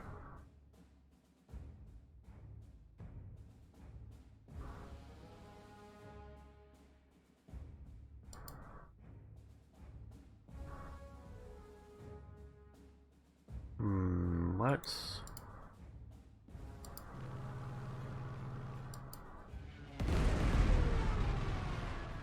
send in the bombers.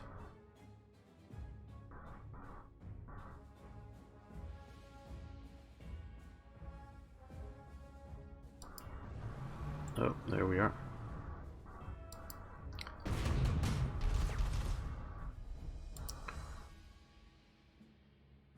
We're going to play passive aggressive with these guys.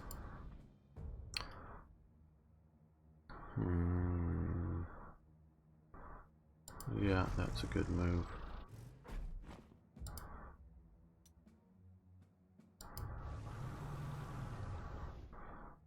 Capture the town. Okay, let's, because we don't know what the...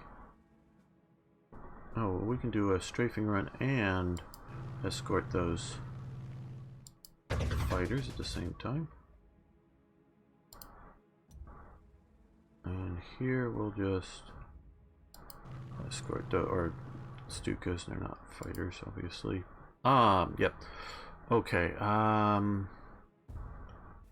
they went all the way up there. They can't make it that far. Hello, Nerfirdenchef. What are you allowed to tell us? I don't know the question. Just had a Black Hawk Down moment as a German soldier. That sounds very Germany. Don't know what you are asking that I'm not allowed to tell you.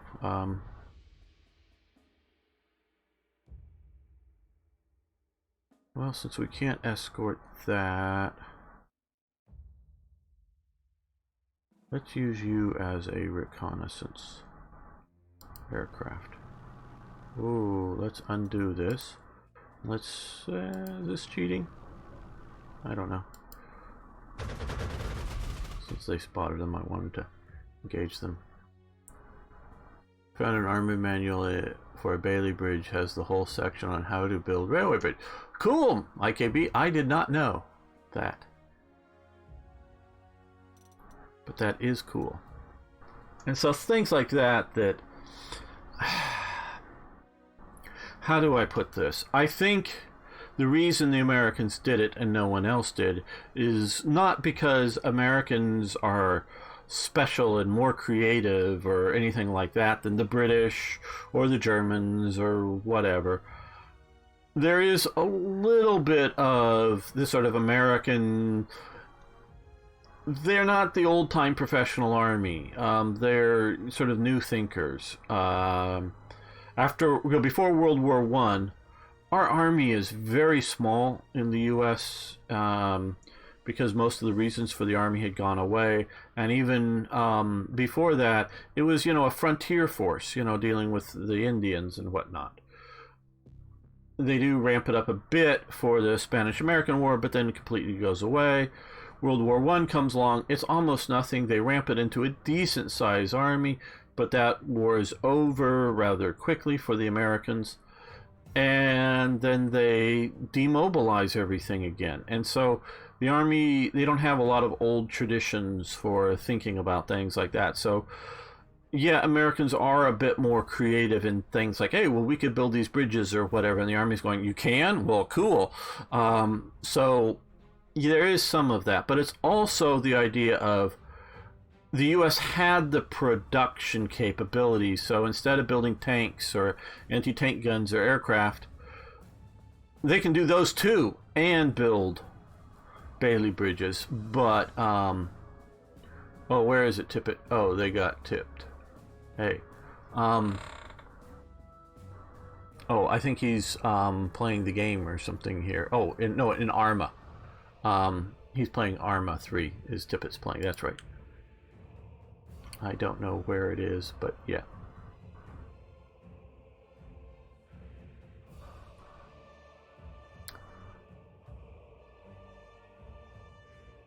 So yeah, I'm not surprised that they did, but I just did not know that they had specific capabilities of plane capabilities for railway use. Okay, so fighters, good.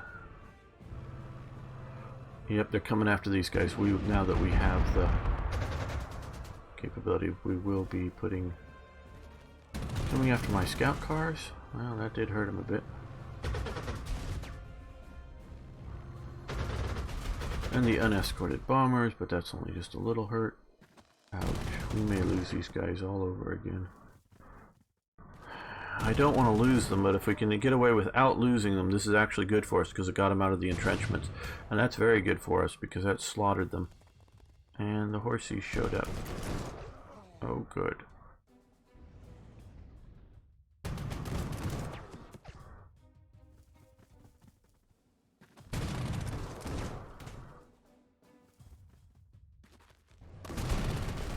Soviet wave tactics. Wow. Run away, run away. Yes, run away.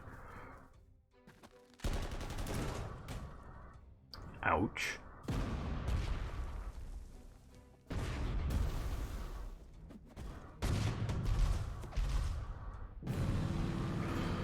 Okay.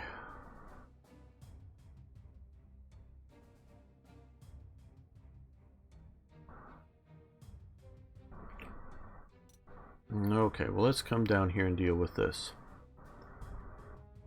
Not all bad by any means.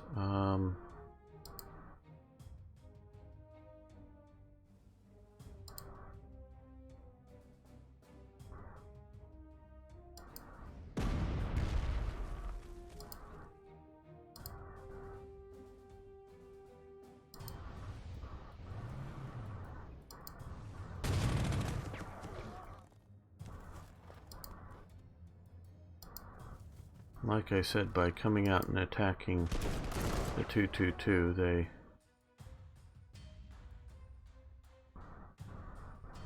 left their defended positions.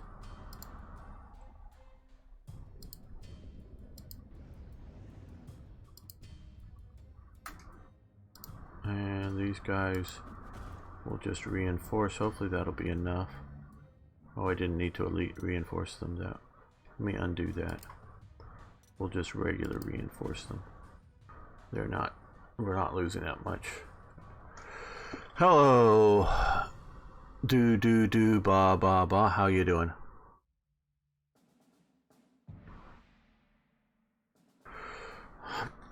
Nah.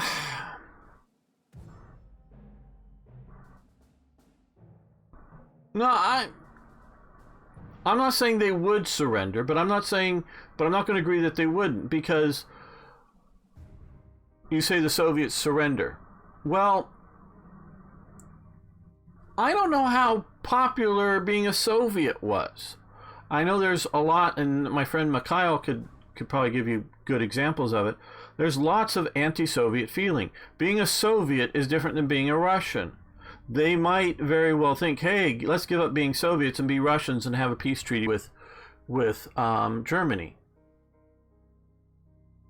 The French had nowhere to go to conquer France or Germany. You only have a small area to grab.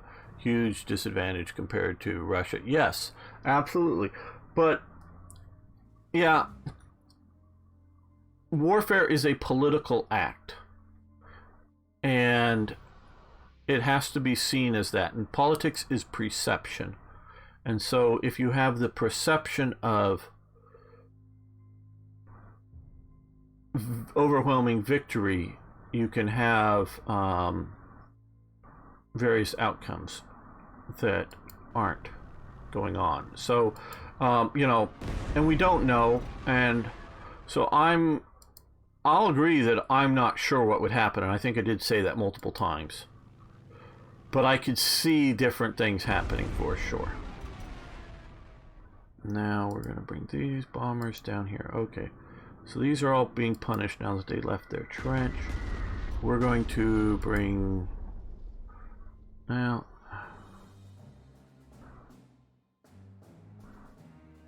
Okay, one fighter down here to escort, and he's just going to escort all three of those. This fighter's going to come over here and try to shoot most all these, if not all of them, down. Okay, they become mostly a nothing force. And these fighters are going to come up here and... Oh, well, first, they're going to shoot up and suppress them. And then they're going to engage that unit.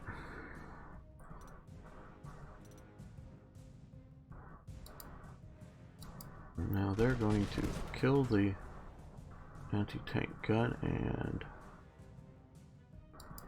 march up to there.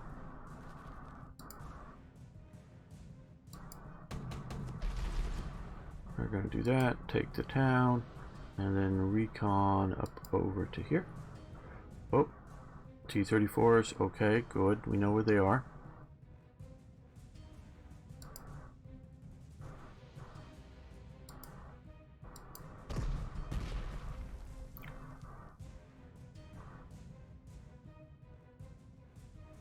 Represented the winter counteroffensive, or is it only the ordinary defense from Moscow?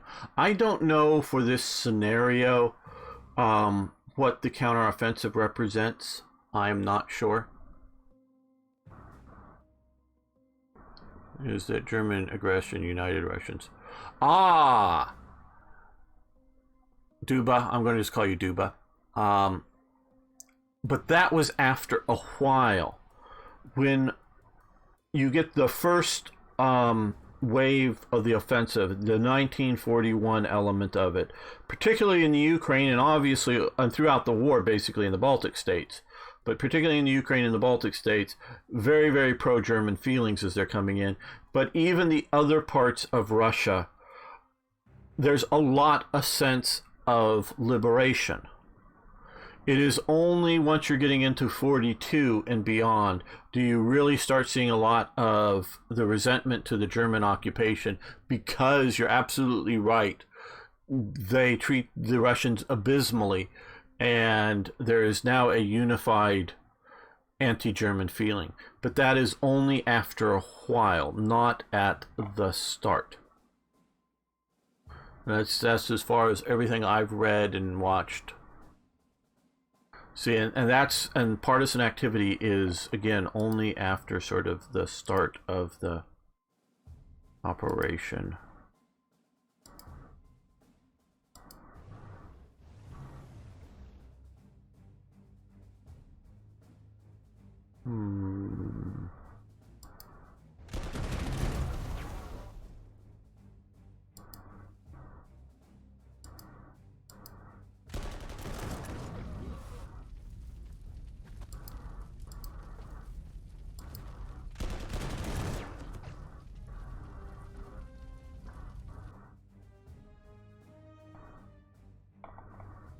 Okay, well,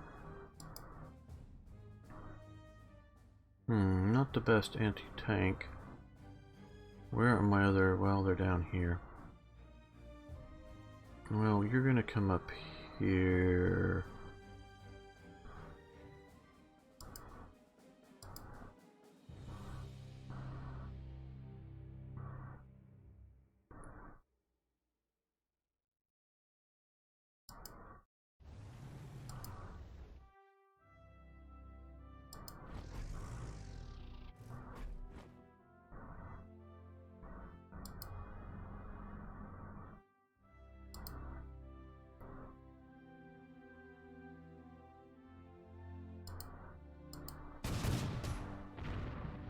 Ooh, total destruction. Great. Take the town. Very good. Well, that secures that flank. At least of this force here.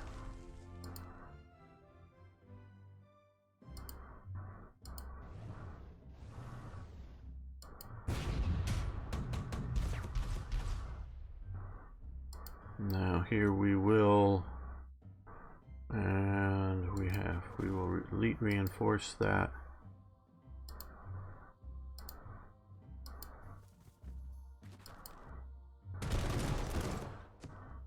And they're getting butchered out in the open. They're going to stay right back there.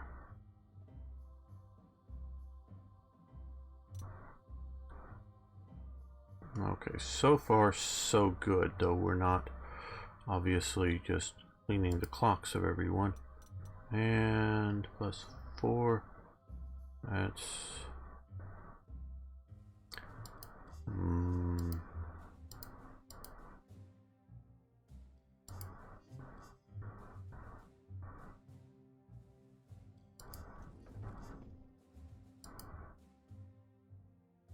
I think I'd rather have the artillery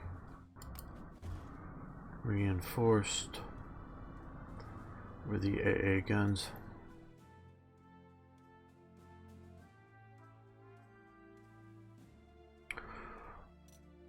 Don't think I've forgotten anything important.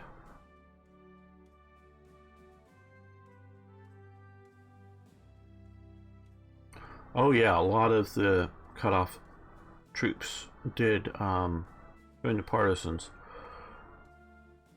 But we also have to talk, you know, I think it's about 100,000 plus is in the Russian army that support the collaborationist army that supports, or you know, that fights on the German side. Now they don't let them be in very strong units in any one location for multiple reasons, but there are a lot, and that's like in 42 and 43, you know, that this is very large, and they're still getting recruits in 44 when they're being pushed way back. There is lots of anti-Bolshevik sentiment going on.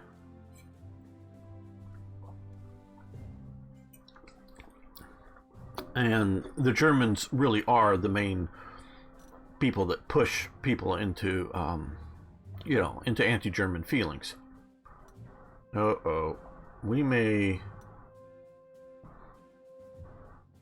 Okay, let's see how this goes. Because I'm seeing this weather forecast not looking good.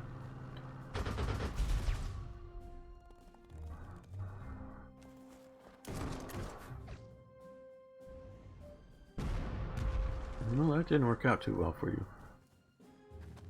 No, that might not work out great for me now.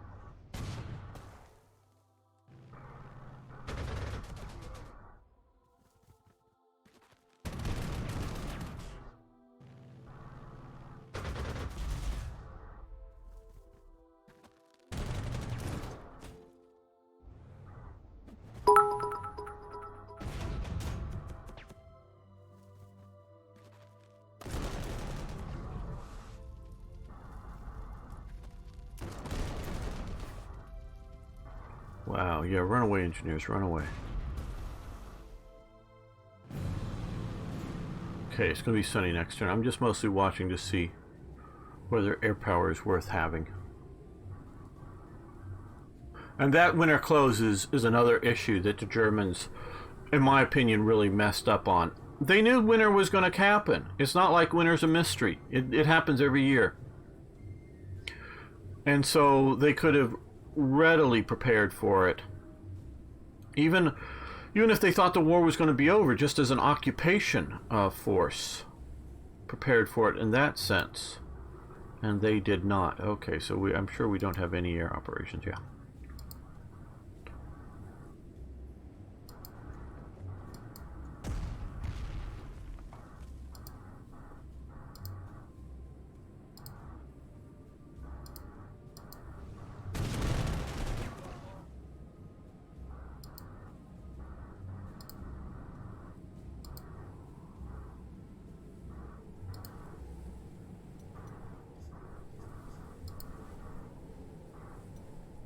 You fall back to here.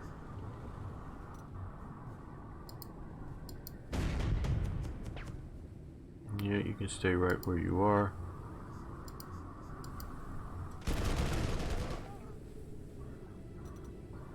This is going to be tough, guys. This is really going to be tough.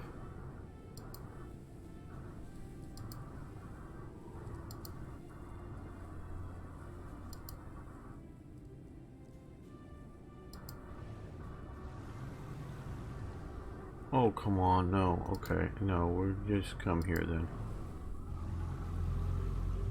I knew there were guys in the trench, and if you couldn't have done a better pathfinding job.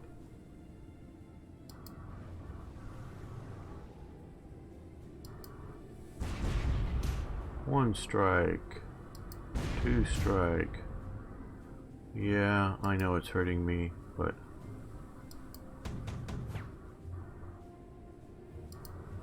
Can you get up there? Yes.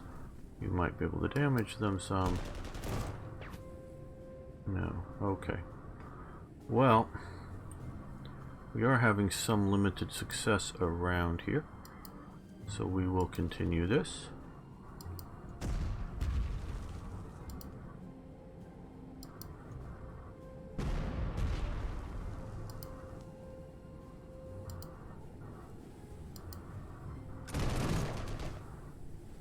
I think you can stay right where you're at.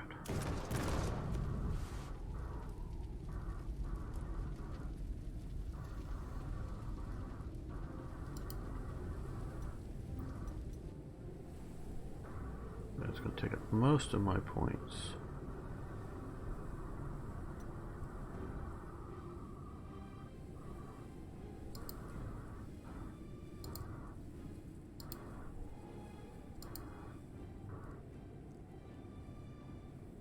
Okay, so here, well, let's artillery them first.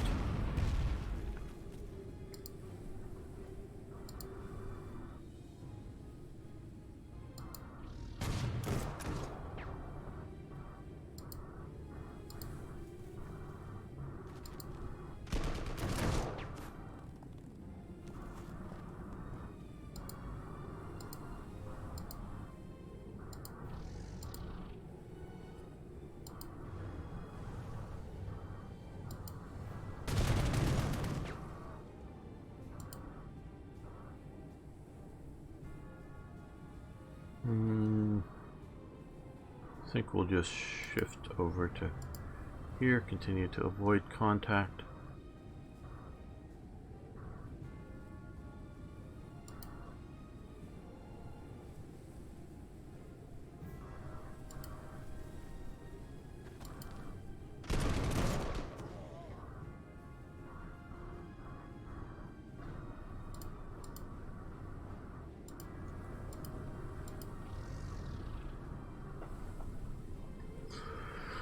The sheer amount of Russian troops is unbelievable. If this is the counteroffensive, then you should be in a defensive, but you are. Yeah, no, this isn't going to be easy. This is going to have the. Yes, you can. Nice to join you here. Yes. Oh, John Kaminsky, how you doing?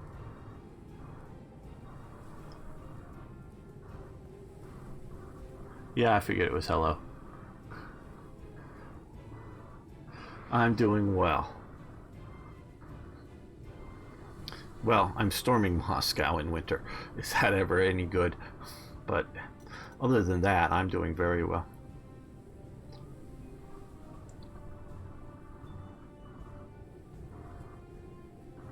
Okay, we can, let's elite reinforce this.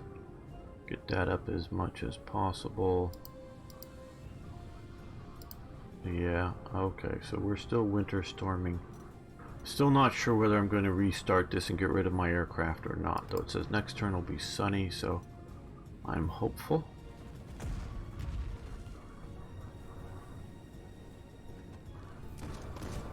Okay, came out after my artillery.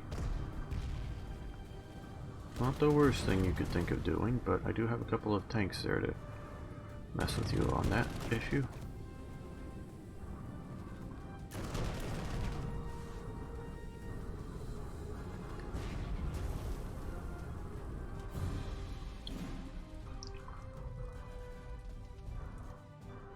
Yeah, it's massive. It's city bound. I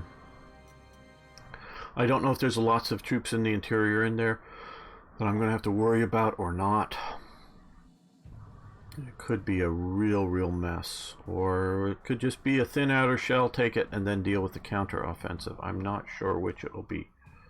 Okay,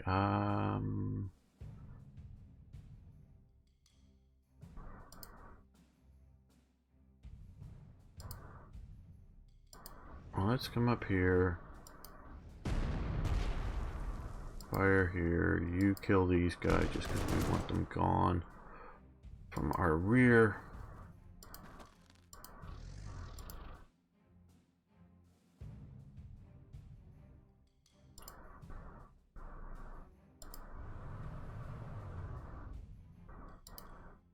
The recon bonus. Yeah, you can put. I don't want to lose that again. Okay, that's good.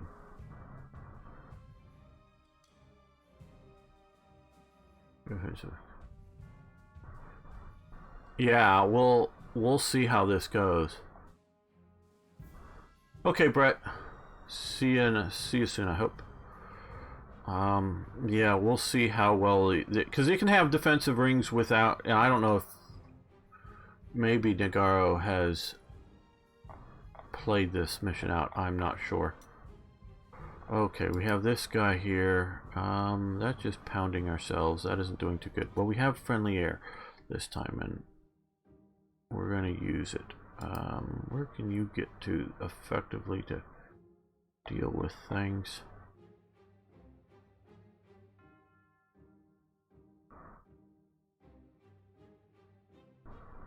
Yeah, taking down this southern flank would be helpful.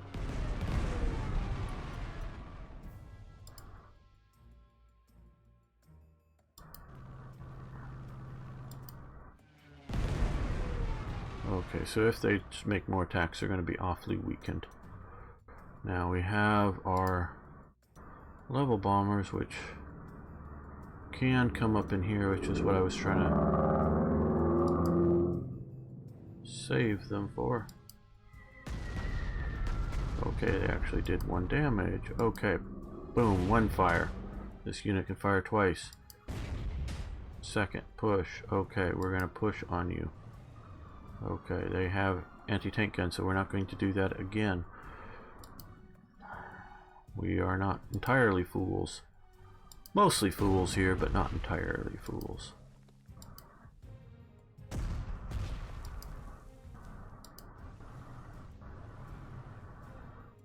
Let's move the reconnaissance, get the reconnaissance bonus.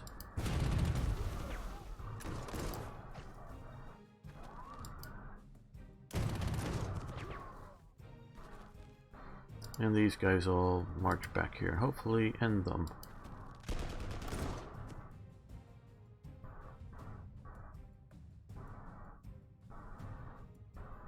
Oh, yeah. They've made a new version of Black Ice. I still haven't looked in at it yet. I am planning on doing some of my modifications.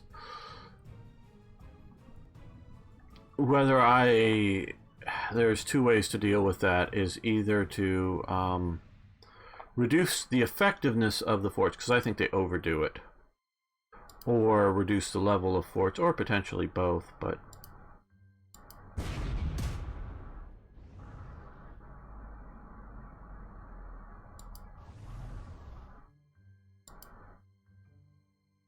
well, if you can take them out, that'll be useful.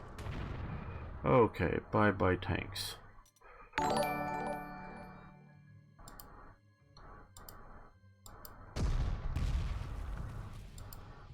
Okay, now that they're suppressed.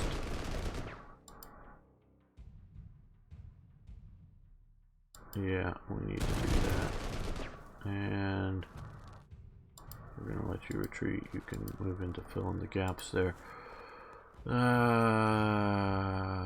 don't know what we'll do with those just yet. Whether elite reinforcements or regular.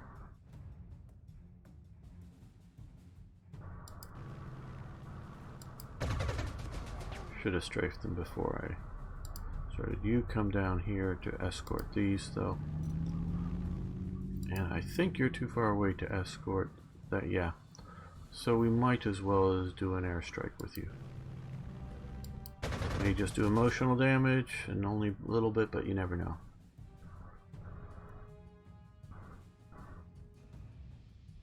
Cav against tanks. Yeah, we're not doing that right now, but okay. They've fired.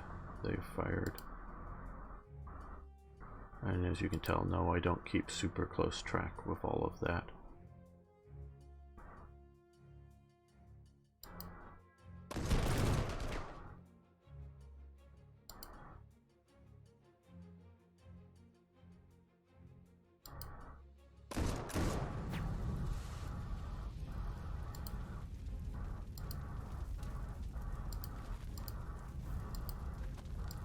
That way it'll get engineer support on their attack, which helped a bit, I would say.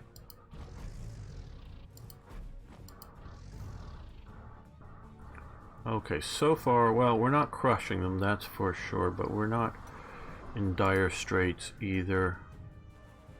We'll just do regular, we can't really afford elite reinforcement. Yeah, they're all core units. All the ones I'm using currently are core units. So it affects things both in the good and the bad. In the bad, if I lose them, my core units are lost. But also means they're very high quality units as a whole.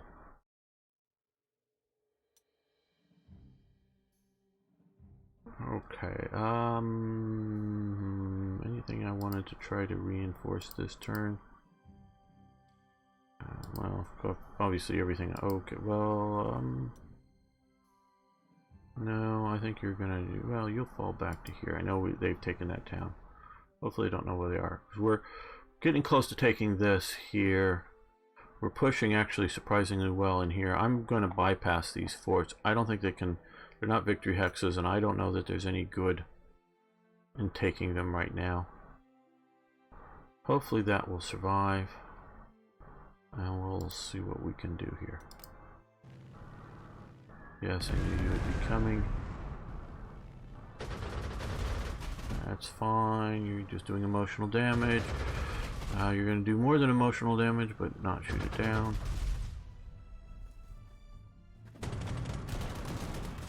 Yeah, you're weakened.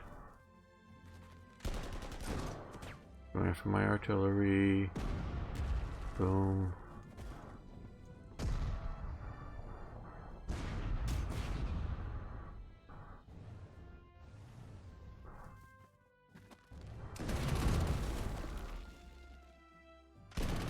That was actually too good for you guys. And there they go. They take my supply hex. Damn. Okay, well.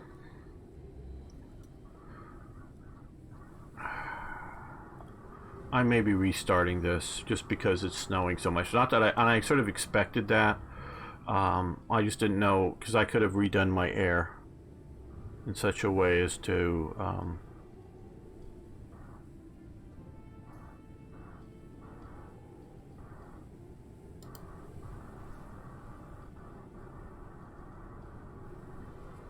yeah,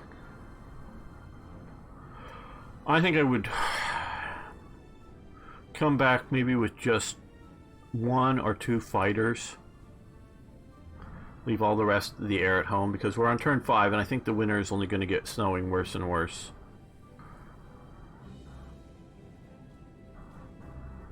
I think so. I think not that I've overdone the air. The air is very good, but I think if I'd spent the prestige and the slots on a couple of more infantry units and maybe another tank unit or something, we can look at the fighters. I have 3 fighters, so that's 9 slots. I've got 2 of the Stukas, which that's another 6 slots, and I've got I think one of these, which is just 2 slots, but we could move a lot of that to other forces. Yeah, and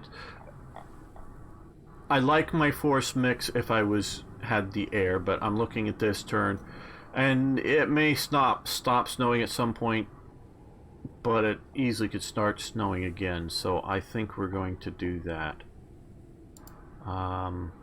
Here, yeah. And sure, I'm a little peeved about this happening, but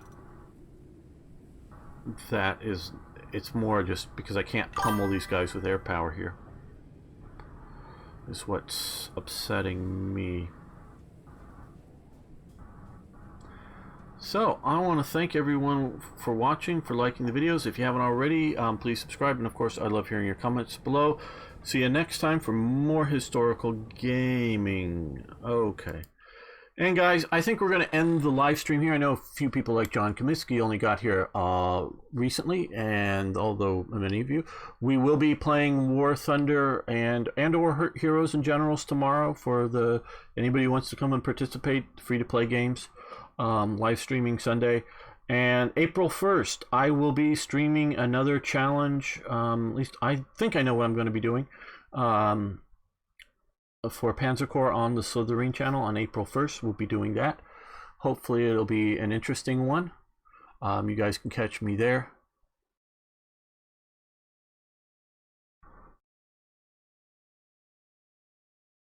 So you can catch me there, and of course next weekend we'll be back with more live streams as well. So I hope to see you all later. Thanks so much, and I really do appreciate you guys being here. Be safe, be sound.